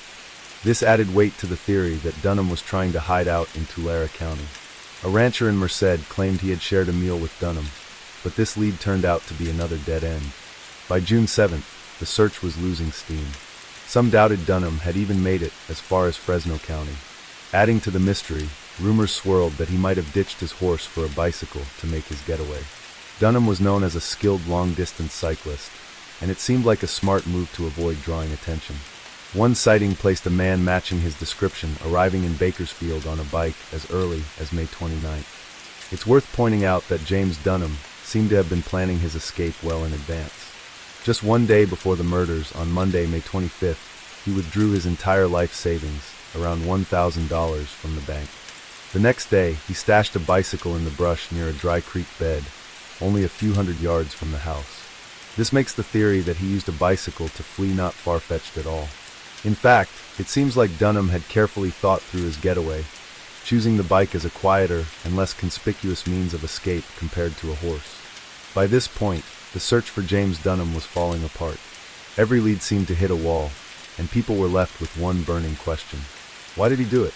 On June 1st, nearly a week after the murders, Ada's will was made public, and it sent shockwaves through the investigation. Just 80 days before her death, she had written that none of her assets would go to her husband, Colonel R. P. McClinty. Instead, her entire fortune, worth over $335,000, was left to her son, James Wells. Her daughter Hattie received just $100. This revelation gave investigators a chilling theory. What if Dunham murdered the family to ensure his son would inherit everything? With the family gone, Ada's estate would pass to her grandson, making Dunham the trustee in charge of the money. This painted a picture not of a man who acted in a fit of rage, but of someone who meticulously planned the brutal murders out of pure greed. Still, one big question lingered. How did Dunham plan to get away with it? As days turned into weeks and weeks into months, the trail grew colder. The manhunt that had once united entire communities started to lose steam. A year later, even the most dedicated trackers were forced to admit defeat. Despite this, reports of sightings kept trickling in, each one adding to the growing mystery. Some claimed Dunham was spotted in Texas, Wyoming, or Massachusetts. Others said he had escaped as far as China. One theory suggested he fled to Cuba on a steamboat, while others believed he had died in the mountains. Every tip seemed promising at first, but each one ended the same way, a dead end. As time went on, it felt like James Dunham had vanished into thin air, leaving nothing behind but questions and a legacy of horror. Interestingly, several men were accused of being the fugitive over the years. In early June, just weeks after the murders, a man near San Miguel asked for food, and some believed he was Dunham.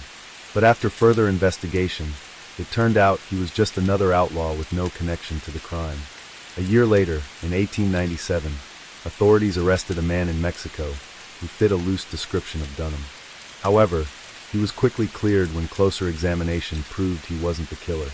Then in 1901, a man named Charles Franklin Krill found himself at the center of the manhunt.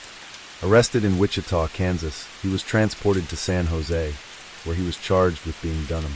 Krill shared some physical traits with the fugitive, including height, weight, and even scars, but the evidence against him didn't hold up. After weeks of being questioned, Krill was finally released, though the experience left him shaken. Interestingly, Krill later cashed in on his ordeal by selling tickets to people curious about his close call with the gallows. The years didn't slow down the string of sightings and arrests.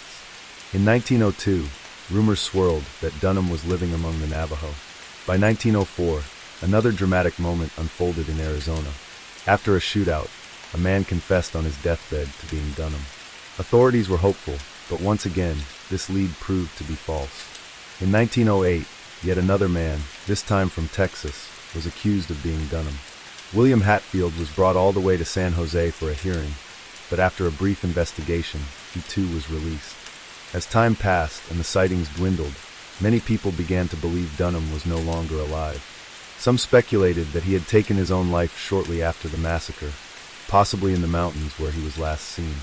This theory gained traction when skeletal remains began turning up in the following years. In 1898, just 2 years after the murders, bones were discovered and examined to see if they belonged to Dunham. Over the next 4 decades, more sets of remains were uncovered, including some in the Pacheco Pass area, but none could be definitively linked to him. One strange twist involved a set of bones that disappeared entirely, possibly stolen by someone hoping to claim the reward money. Even so, the mystery persisted, with every discovery reigniting the hope that justice might finally be served. As if the story wasn't already tangled enough, alternative theories emerged. Some believed Dunham hadn't committed the murders at all. Instead, they argued that he had been killed himself and framed to divert attention from the real culprits. While intriguing, these ideas lacked credible evidence and were largely dismissed. For over 100 years, the story of James Dunham has stayed a big mystery. Did he die alone in the wilderness, lost and forgotten? Or did he escape, living a new life under a different name? We may never know the truth, but one thing is certain. The horror of that night left a lasting mark, especially on the only survivor, Percy Osborne Dunham. Percy, just a baby when it all happened, grew up far away from the dark shadow of his family's past. To protect him, he was renamed Percy Brewer and raised by his grandmother. Despite his tragic beginnings, Percy went on to live an incredible life. He became a pilot, served in both world wars, and retired as a colonel. But no matter how far he went, the weight of his family's past likely followed. Case 7. On a chilly December night in 2016, the peace of a quiet Toronto neighborhood was shattered by the sound of a woman's screams. Screams that suddenly stopped as quickly as they began. Inside the house, 3 kids were asleep, completely unaware of the terrible events unfolding just a few rooms away. By the next morning, 40-year-old Dr. Elena Frick, a well-loved doctor and mother of 3, had disappeared.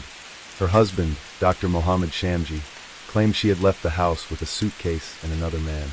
But what seemed like a simple explanation was hiding something far darker. What really happened to Elena that night, and how did her perfect life take such a tragic turn? Elena Frick was born in 1977 in Windsor, Canada, to Joseph and Anna Frick. She had an older sister named Caroline. Her parents were originally from Croatia and had moved to Canada in the 1960s to work for General Motors. After Caroline's birth in 1970, the Fricks faced heartbreak, losing 2 pregnancies and being told by doctors they wouldn't be able to have more children. Against all odds, Elena was born in 1977, and her parents saw her as nothing short of a miracle. When Elena was young, the family relocated from Windsor to Tecumseh, a small town in southwestern Ontario, where she grew up. Known as a bright and curious child, Elena spent much of her free time immersed in books. She attended St. Peter's Elementary School and later Santa Ana High School. In high school, she participated in Croatian folk dance and spent her summers working in nearby cornfields.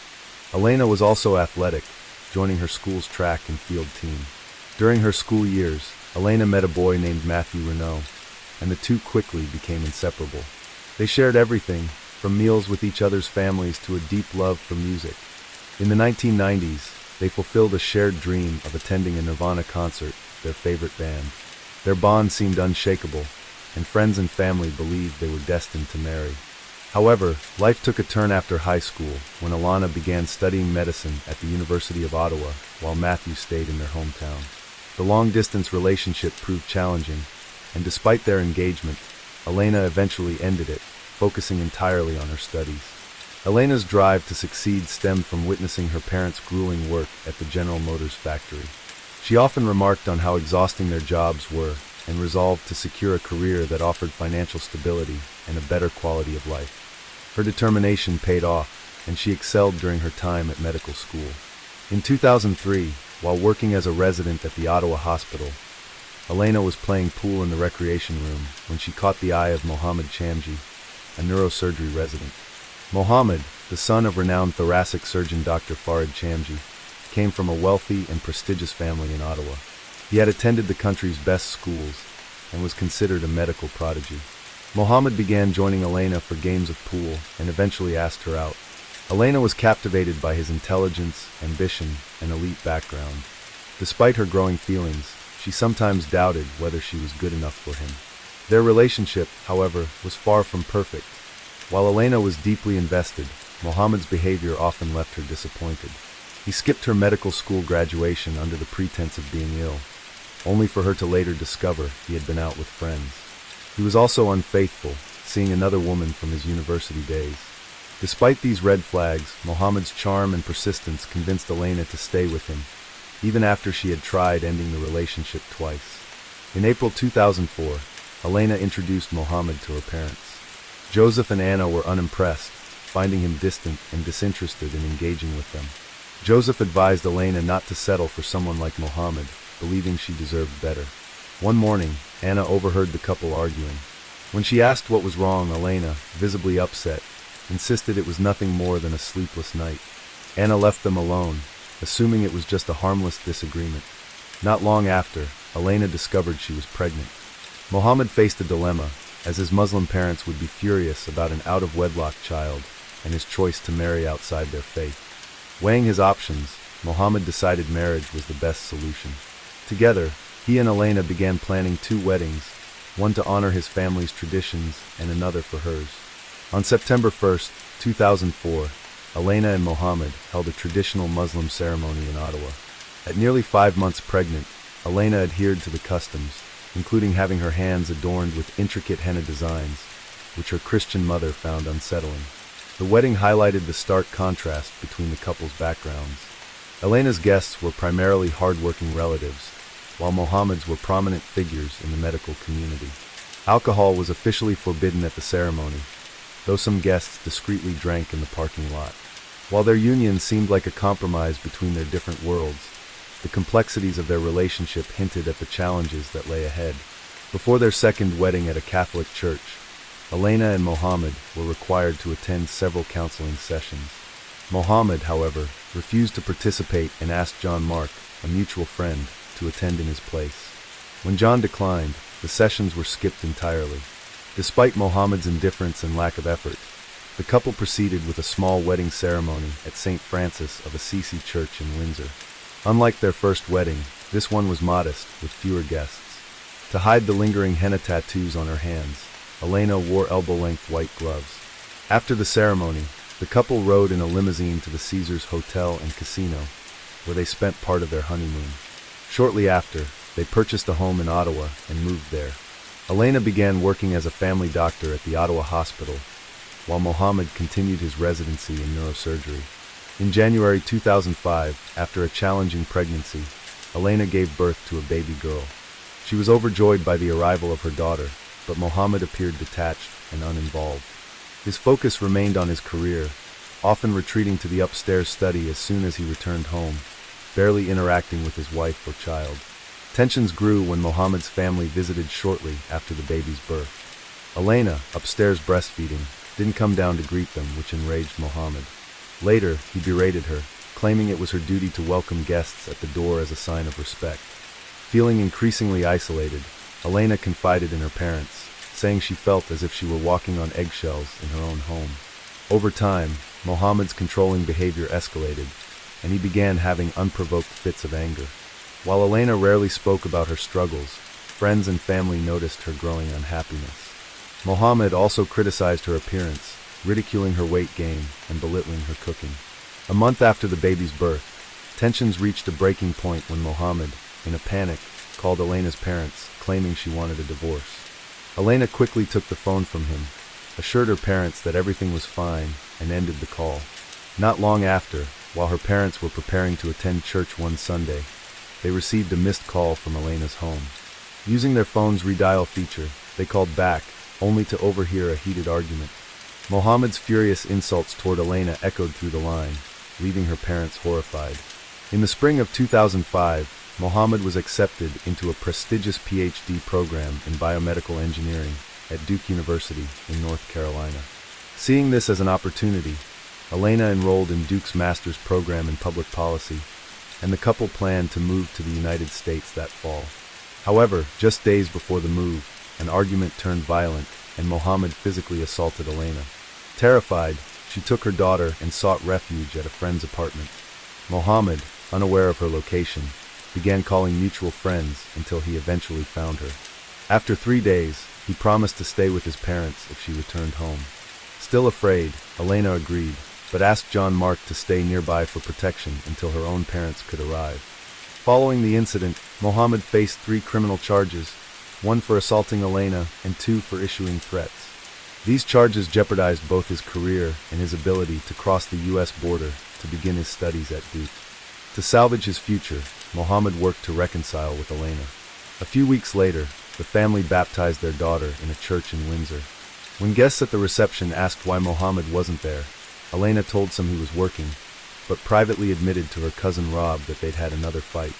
Rob urged her to leave Mohammed, assuring her she could find someone who truly loved her. Elena, however, insisted they would work things out. On July 27, 2005, the authorities agreed to drop the charges against Mohammed if he signed a peace bond. As part of the agreement, he had to acknowledge that Elena had reasonable grounds to fear him and accept a 12-month probation. With the charges dismissed just in time, Mohammed was able to begin his PhD at Duke and cross the border without issue. He moved to Durham, North Carolina, to start his program, and Elena and their daughter joined him a few months later. Friends and family couldn't understand why Elena returned to Mohammed. She was intelligent, financially independent, and had the unwavering support of her family. While some speculated that she was drawn to the status her relationship with Mohammed provided, others believed she truly loved him and held on to hope that their relationship could improve. In Durham, the couple settled into a routine. They began running marathons together, often waking up before dawn to train. Afterward, Elena would drop their daughter off at daycare before heading to Duke University with Mohammed. Mohammed excelled in his program, completing his 5-year PhD in just 3.5 years. Despite his professional success, the cracks in their marriage remained, hinting at deeper challenges that could not be resolved by a change in location. Elena excelled during her studies at Duke University, earning a rare scholarship that covered most of her tuition and being recognized as the best in her class. After her classes, she would pick up Mohammed and their baby before heading home to prepare dinner, a routine she repeated almost daily. In 2007, nearly 2 years later, Elena became pregnant again and gave birth to the couple's second daughter in November. Friends of the couple noticed an imbalance in their marriage. Elena was the one who drove Mohammed everywhere he needed to go. When her friend Valentina Nikolova asked her about it, Elena simply explained that Mohammed disliked driving. But the imbalance extended beyond transportation. Elena was responsible for nearly everything in their household, from grocery shopping to assembling furniture and even changing light bulbs. Despite her efforts, Elena often downplayed her own importance, frequently telling friends how brilliant Mohammed was and how insignificant she felt in comparison. To outsiders, Elena appeared to hold control in the relationship. Yet, she always sought Mohammed's permission for even the smallest decisions, displaying an unusual submissiveness. Meanwhile, Mohammed would call her multiple times whenever she was out, demanding to know where she was and who she was with. In 2009, after completing their studies at Duke, the couple returned to Ottawa, Canada, and moved into a house near the hospital where they both began working. Elena quickly became a beloved family doctor, admired by her patients, while Mohammed advanced in his neurosurgery specialization, earning an award for the exceptional care he provided. Around this time, the couple became active on social media, portraying themselves as a wealthy, happy family with beautiful children. However, close friends knew that Mohammed controlled Elena's accounts, dictating which photos she could post, and even pressuring her to harass people he didn't like. Mohammed's controlling nature extended beyond social media and into their daily lives. He denied Elena permission to subscribe to her favorite newspaper and restricted who their daughters could play with, dismissing children from less affluent families. He often insulted Elena, calling her useless and stupid, and claimed he would have been better off without her. In 2011, Mohammed moved to Calgary for a year to complete a spinal surgery fellowship. Shortly after, Elena discovered he was having an affair. She found emails confirming the relationship and noticed a credit card charge for a hotel stay with his mistress on Mother's Day. When confronted, Mohammed didn't deny the infidelity. Devastated, Elena considered leaving him, encouraged by friends who believed she deserved better. Yet she stayed. Elena yearned for his approval, believed she had invested too much in their life together, and hoped to prove she was worthy of his love. Mohammed promised to end the affair, and shortly after, he secured his dream job as a neurosurgeon at Toronto Western Hospital. The couple relocated to Toronto, purchasing a $1.5 million home in North York. Elena left her job in Ottawa and eventually found a position at the Earl Bales Clinic. However, she admitted to friends that the new job didn't excite her. She had worked hard to gain knowledge and felt her skills were underutilized. Once settled, Mohammed suggested having another child, noting they had an empty room in their home and expressing his desire for a son. Elena agreed, hoping a new baby would breathe life into their strained marriage. In October 2013, the couple welcomed a baby boy. For nearly 2 years after his birth, their relationship seemed to stabilize. During this time, Elena grew close to her new boss, Allison Kaufman, who lived across the street from their home. Their daughters thrived in private school, and Mohammed gained a reputation at Toronto Western Hospital for performing miraculous surgeries. In 2015, Elena left her clinic job to work at Scarborough Hospital's Family Medicine Unit and became a district delegate for the Ontario Medical Association. Though her career was flourishing, Mohammed resented her success, reigniting tensions in their marriage. In March 2016, the family traveled to Vermont, stopping in Ottawa first to leave their youngest son with Mohammed's parents. That evening, Mohammed called Elena's parents, claiming she had severely cut her right palm and was undergoing surgery. Elena later provided conflicting explanations for her injury, including hitting a glass on the counter, cutting vegetables, and breaking a dish while washing. None of her stories seemed plausible, and it was clear her wound wasn't accidental. In Vermont, tensions escalated further.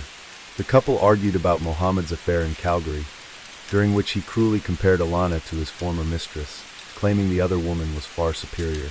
The argument turned violent when Mohammed attempted to strangle Elena. Later, Elena confided in friends about the incident, but chose not to report it, fearing how U.S. authorities might handle a man named Mohammed. A few months later, the couple celebrated their 12th wedding anniversary, which would ultimately be their last. Elena gave Mohammed a heartfelt card that read, "My dearest Mohammed, I love you with all my heart. 12 years, 3 kids, for cities, 2 countries, and a lifetime of memories. I can't wait for the next 50 years." But the truth was far darker than her words suggested. By late 2016, Elena had started discussing divorce with Mohammed. Panicked, he begged her to reconsider, and though she agreed to think it over, her suspicions grew that he was involved with another woman. When Elena confided her suspicions to her friends, one jokingly suggested that she should get a lover herself. Surprisingly, Elena did just that. She met another doctor, who was also married with children. He treated her with kindness and made her feel desired again. Elena later told a friend it was the first time she'd experienced a shred of happiness since marrying Mohammed. Her lover encouraged her to leave Mohammed and imagine a life without him. Emboldened, Elena consulted a lawyer to initiate divorce proceedings. She revealed something she hadn't told anyone else, that Mohammed had assaulted her violently in October. It was the final straw for Elena, who decided she needed to leave, not just for herself, but for the safety of her children. By late November, Elena officially filed for divorce. Mohammed attempted to win her back by gifting her a large box of chocolates, but she remained resolute. On November 24th, she sent an email to a friend, apologizing for her recent absence. "I'm in the process of separating from my husband, and things at home are chaotic. I'll try to catch up with you this weekend. I'll be away at a conference." Elena attended the conference that Friday, where she spoke on panels, networked, and socialized. Mohammed messaged her throughout the weekend, feigning the role of a supportive husband. Upon returning home Sunday night, Elena told her close friends that she had served Mohammed with divorce papers. Her lawyer had contacted him on Monday, emphasizing Elena's desire for an amicable and swift resolution and requesting full financial disclosure. Elena moved into the basement of their home, but Mohammed repeatedly moved her belongings back into the master bedroom. On December 1st, 2016, Elena's family tried unsuccessfully to reach her throughout the day. Worried, they called Mohammed, who hesitantly claimed that Elena had left the house the night before with a suitcase and her boyfriend. Elena's mother, knowing her daughter would never abandon her children, contacted Allison Kaufman, Elena's former boss and neighbor, asking her to check the house. Allison peered into the garage and saw that Elena's car was still parked there. She informed Elena's parents, who immediately called the police and set out on an overnight drive from Windsor to Toronto. When officers arrived at the house, Mohammed repeated his story about Elena leaving with a suitcase. Following protocol, they searched the residence for any signs of her, but found nothing. Later that day, police discovered a woman's body stuffed inside a suitcase near the Humber River. She was barefoot, dressed in pajamas, and had severe head injuries. The autopsy revealed she had been beaten, sustaining blunt force trauma, before being strangled. The body was taken to Elena's parents for identification. While Elena's mother, Anna, couldn't recognize her daughter due to the swelling and damage to her face, her father, Joseph, tearfully confirmed her identity. "This is my daughter." The investigation quickly pointed to Mohammed Shamji as the sole suspect. He was arrested the next day at a cafe, where undercover officers handcuffed him at his table. Police discovered that Elena had attempted to call 911 on the night of her murder, but only managed to dial 611 before Mohammed stopped her. It was also revealed that he killed her while their 3 children were in the house. Their eldest daughter later recounted hearing her mother's screams from her room. Fearing an intruder, she crept to her parents' bedroom and saw her father lying face down on the bed. When he noticed her, he ordered her back to her room. The crime shocked Canada, garnering widespread media attention. The seemingly perfect marriage of two accomplished doctors had ended in unimaginable tragedy.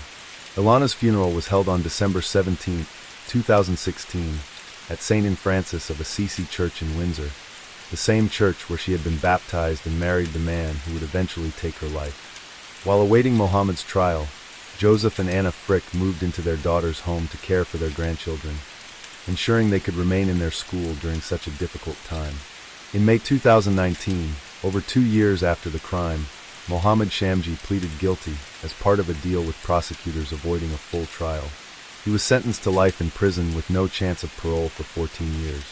The case received extensive media coverage, and millions of Canadians followed the sentencing. Elena's eldest daughter publicly stated that she hated her father for what he had done and doubted she could ever forgive him. Today, Elena's children live with their maternal grandparents in Windsor. They frequently talk about their mother, but refuse to mention their father's name. Case 8. It was just another evening, cars lined up at a red light, people heading home. Jane was sitting in her car, waiting for the light to change, when something strange caught her attention. From the car next to hers, she heard terrified screams. Someone was begging for help. Then she saw it, a hand, small and frantic, banging against the backseat window. The driver, a man with a cold, blank stare, kept his eyes forward, gripping the wheel. But when he noticed Jane looking, he suddenly sped off, zigzagging through traffic until he was gone. Shaken, Jane grabbed her phone and called 911. She had no idea that what she had just witnessed was part of something much bigger, a horrifying crime that could have been stopped that very night. This is the tragic case of Denise Amber Lee. Denise Amber Lee grew up in Charlotte County, where she was raised in a loving household by her parents. From an early age, Denise cherished her family, showing her affection through small but meaningful acts of kindness. Though naturally shy, she had a warm personality and dreamed of finding her soulmate and starting a family of her own. In 2004, while attending high school, Denise met Nathan Lee. He was outgoing, popular, and athletic, often surrounded by friends, while Denise was quiet, studious, and known for her intelligence. She excelled in mathematics and spent hours immersed in books, earning a reputation as a bookworm. Despite their differences, Denise found herself drawn to Nathan, and one day, she bravely initiated a conversation with him. To her surprise, they quickly connected, and soon after, she invited him on a date. Their relationship blossomed, and just 3 weeks after their first date, they celebrated Valentine's Day together. Nathan gifted Denise a small heart-shaped ring worth $40, a symbol of their budding romance that she treasured deeply. Despite their contrasting personalities, they complemented each other perfectly. Their love grew quickly, and Nathan knew Denise was the one. In August 2005, they married, ready to build a life together. By 2006, Denise was pregnant with their first child, Noah, and a year later, they welcomed their second son, Adam. Denise embraced motherhood with devotion, choosing to stay home to care for her children, while Nathan worked multiple jobs to support their growing family. Despite financial struggles, their home was filled with love and hope. As their family expanded, they moved to a larger rental home in Northport, Florida, in late 2007. The neighborhood was still developing, but it offered the safety and comfort they desired. While Denise's father was initially hesitant about them moving farther away, he understood their need for a better living space. January 17, 2008 began like any other day for the Lee family. Nathan left for work while Denise stayed home with the boys. They remained in regular contact, and around 11 a.m., they spoke on the phone. Denise mentioned that she was giving one of the children a haircut, and since the night, Nathan suggested she turn off the air conditioning to save money and open the windows instead. She agreed, saying she had already done so. However, later that afternoon, when Nathan tried calling her again, she didn't answer. Growing increasingly concerned, he made multiple attempts to reach her during his 25-minute drive home. By the time he arrived at the house around 3 p.m., an unsettling scene awaited him. Denise's phone, purse, and keys were left on the table. The windows were closed, contradicting what she had told him earlier. Most disturbing of all, both children were in the same crib, something Denise never did. She was nowhere to be found. Nathan instantly knew something was terribly wrong. Denise would never leave their children alone. At 3:25 p.m., he called 911 to report her disappearance. This was the first emergency call related to her case. He then contacted his father-in-law, Rick, a seasoned sergeant with over 25 years of experience in law enforcement. Rick, aware of how missing persons cases were often dismissed initially, also knew that suspicion would likely fall on Nathan first. Determined to act swiftly, he used his influence to mobilize local officers. Within minutes, law enforcement officers from the county were deployed. By 4 p.m., they arrived at the Lee residence to investigate. A thorough inspection of the house revealed no signs of forced entry, no struggle, and no missing valuables, ruling out robbery.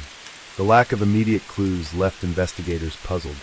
Their next step was to question the neighbors, hoping someone had seen or heard something unusual. Each person was asked to carefully go over their memories of that day and recount every little detail, no matter how insignificant it seemed. Investigators were desperate for any information that could help them unravel this strange case. That's when Jennifer Eckert, who was staying with relatives next door to the Lee family, stepped forward. She recalled that around 2 p.m., she had noticed a white man driving a dark green Camaro circling the neighborhood. After a few rounds, he finally pulled into Denise's driveway. Jennifer found this behavior suspicious, so before heading back inside, she made sure to get a good look at the man's face. About 10 minutes later, she stepped back out onto the porch and saw him leaving. However, she couldn't tell if anyone else was in the car with him. This observation proved crucial for detectives. They quickly relayed the information to their colleagues at the sheriff's office, providing a detailed description of the driver. Within hours, an alert was issued to law agencies in the area. Meanwhile, Denise was nowhere to be found. Her husband was overwhelmed with despair, feeling completely lost.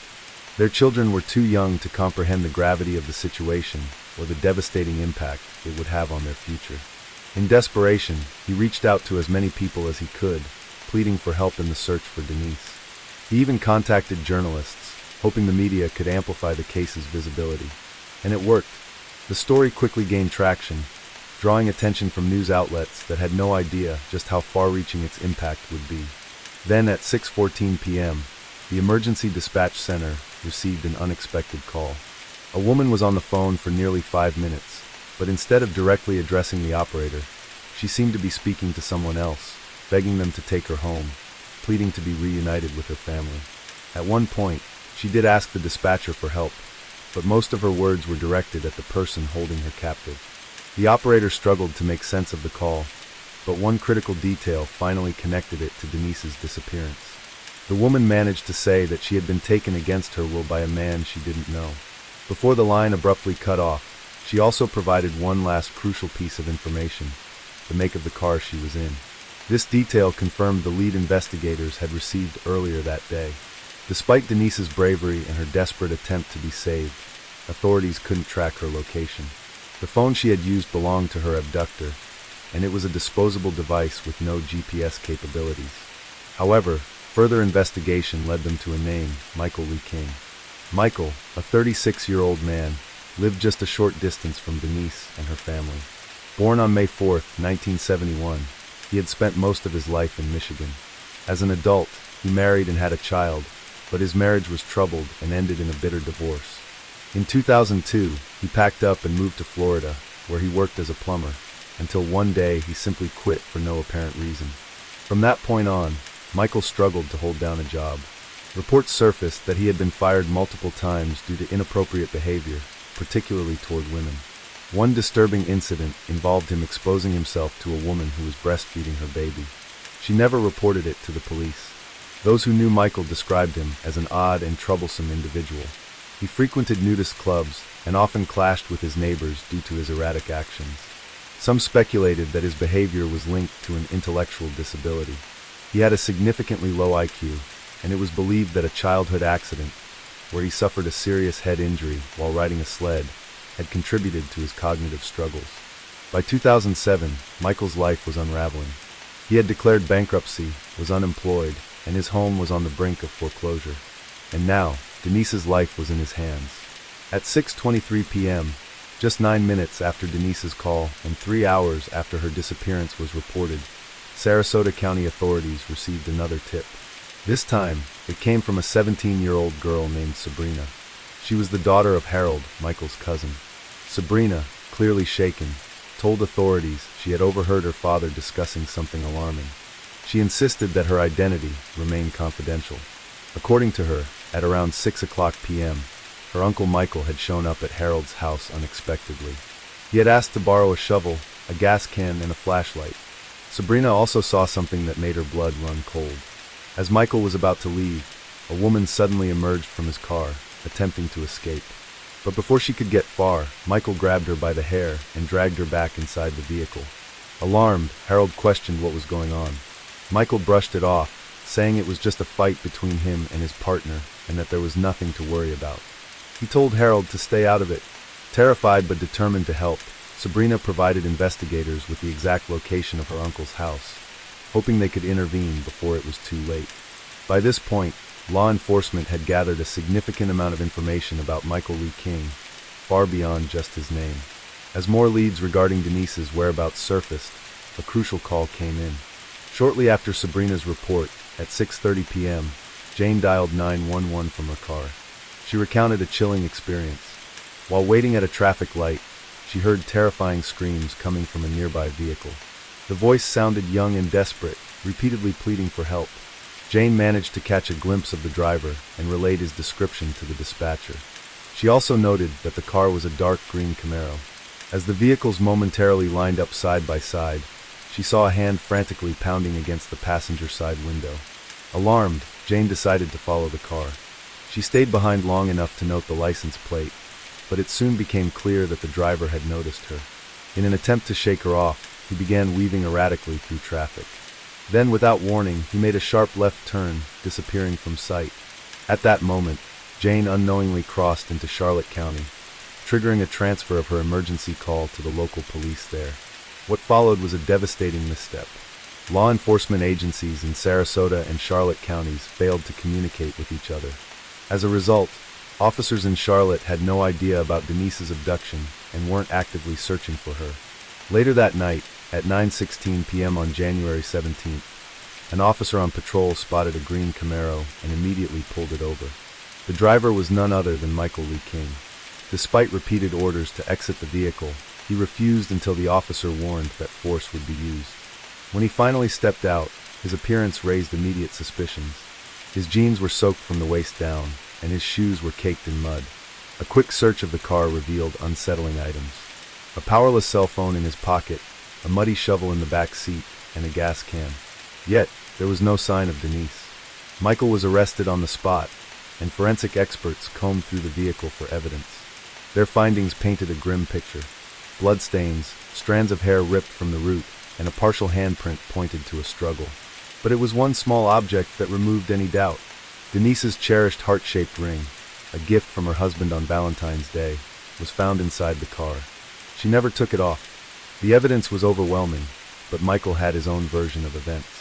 During his interrogation, he spun a bizarre story, claiming he had been in a consensual relationship with Denise. According to him, they had been kidnapped together by masked gunmen who later took her away. He insisted he had no idea where she was. On January 19, 2008, the search for Denise came to a heartbreaking end. Authorities discovered her body, buried in a shallow grave, stripped of clothing. The devastating news crushed her family, who had clung to the hope that she was still alive. An autopsy confirmed their worst fears. Denise had been sexually assaulted and shot in the forehead, killing her instantly. Investigators also found her underwear nearby, containing traces of DNA that, when tested, matched Michael Lee King. The burning question remained. Why? Why did Michael choose Denise? They had no known connection, no prior encounters. What drove him to abduct her from her home, brutalize her, and end her life so violently? Prosecutors later pieced together what they believed had happened that morning. They argued that Michael had been lurking through the neighborhood, hunting for a target to satisfy his depraved urges. When he spotted Denise through her window, he saw an opportunity. Armed with a gun, he forced his way inside and threatened her. Initially, she resisted, but then he issued the ultimate threat, her children. If she didn't comply, he would harm them. Faced with an impossible choice, Denise sacrificed herself to protect them. On January 23rd, Denise was laid to rest in what became the largest funeral the city had ever seen. The procession was marked by a moving tribute. Fire trucks lined the streets with their lights flashing, and uniformed officers saluted as the hearse passed by. Rose petals were scattered along the route in her honor. Michael King stood trial on August 24, 2009. Predictably, he maintained his innocence. The prosecution, however, presented a mountain of damning evidence. The forensic findings from his car and the crime scene, the 911 calls, the suspiciously muddy clothing he wore the night of his arrest, and testimonies from multiple witnesses. His defense team tried to argue that Michael had no prior history of violence, painting him as a hard-working father who had simply lost control due to financial hardships. They also attempted to pin his actions on his cognitive impairments, citing the head injury he suffered as a child. Additionally, they questioned whether evidence had been mishandled or contaminated. But none of it swayed the jury. On August 28, after just 2 hours and 5 minutes of deliberation, they returned a unanimous verdict: guilty on all charges, kidnapping with intent to commit a felony, sexual assault, and first-degree murder. Then, on September 4th, at 2:45 p.m., the jury made their final decision. In a 12-0 vote, they recommended the death penalty for Michael Lee King. Despite multiple appeals, his conviction and sentence remained intact. Denise's family also sought justice in another way. They filed a lawsuit against Charlotte County authorities for negligence, citing the critical errors that had been made during the investigation. The case was settled out of court for over $1 million. Her husband, Nathan, used the money to buy a modest home for himself and their children, setting aside the rest in a college fund to secure their future. But Denise's legacy didn't end there. On April 24, 2008, the Florida legislature unanimously passed the Denise Amber Lee Act, aimed at improving emergency call operator training. However, participation was optional. Unsatisfied with this, her family continued advocating to make it a nationwide mandatory program. By June of that year, they established the Denise Amber Lee Foundation, dedicated to enhancing emergency response systems and raising awareness about the dire consequences of untrained operators handling life-or-death situations. Denise's case underscored the importance of swift, coordinated action between law enforcement agencies and emergency services.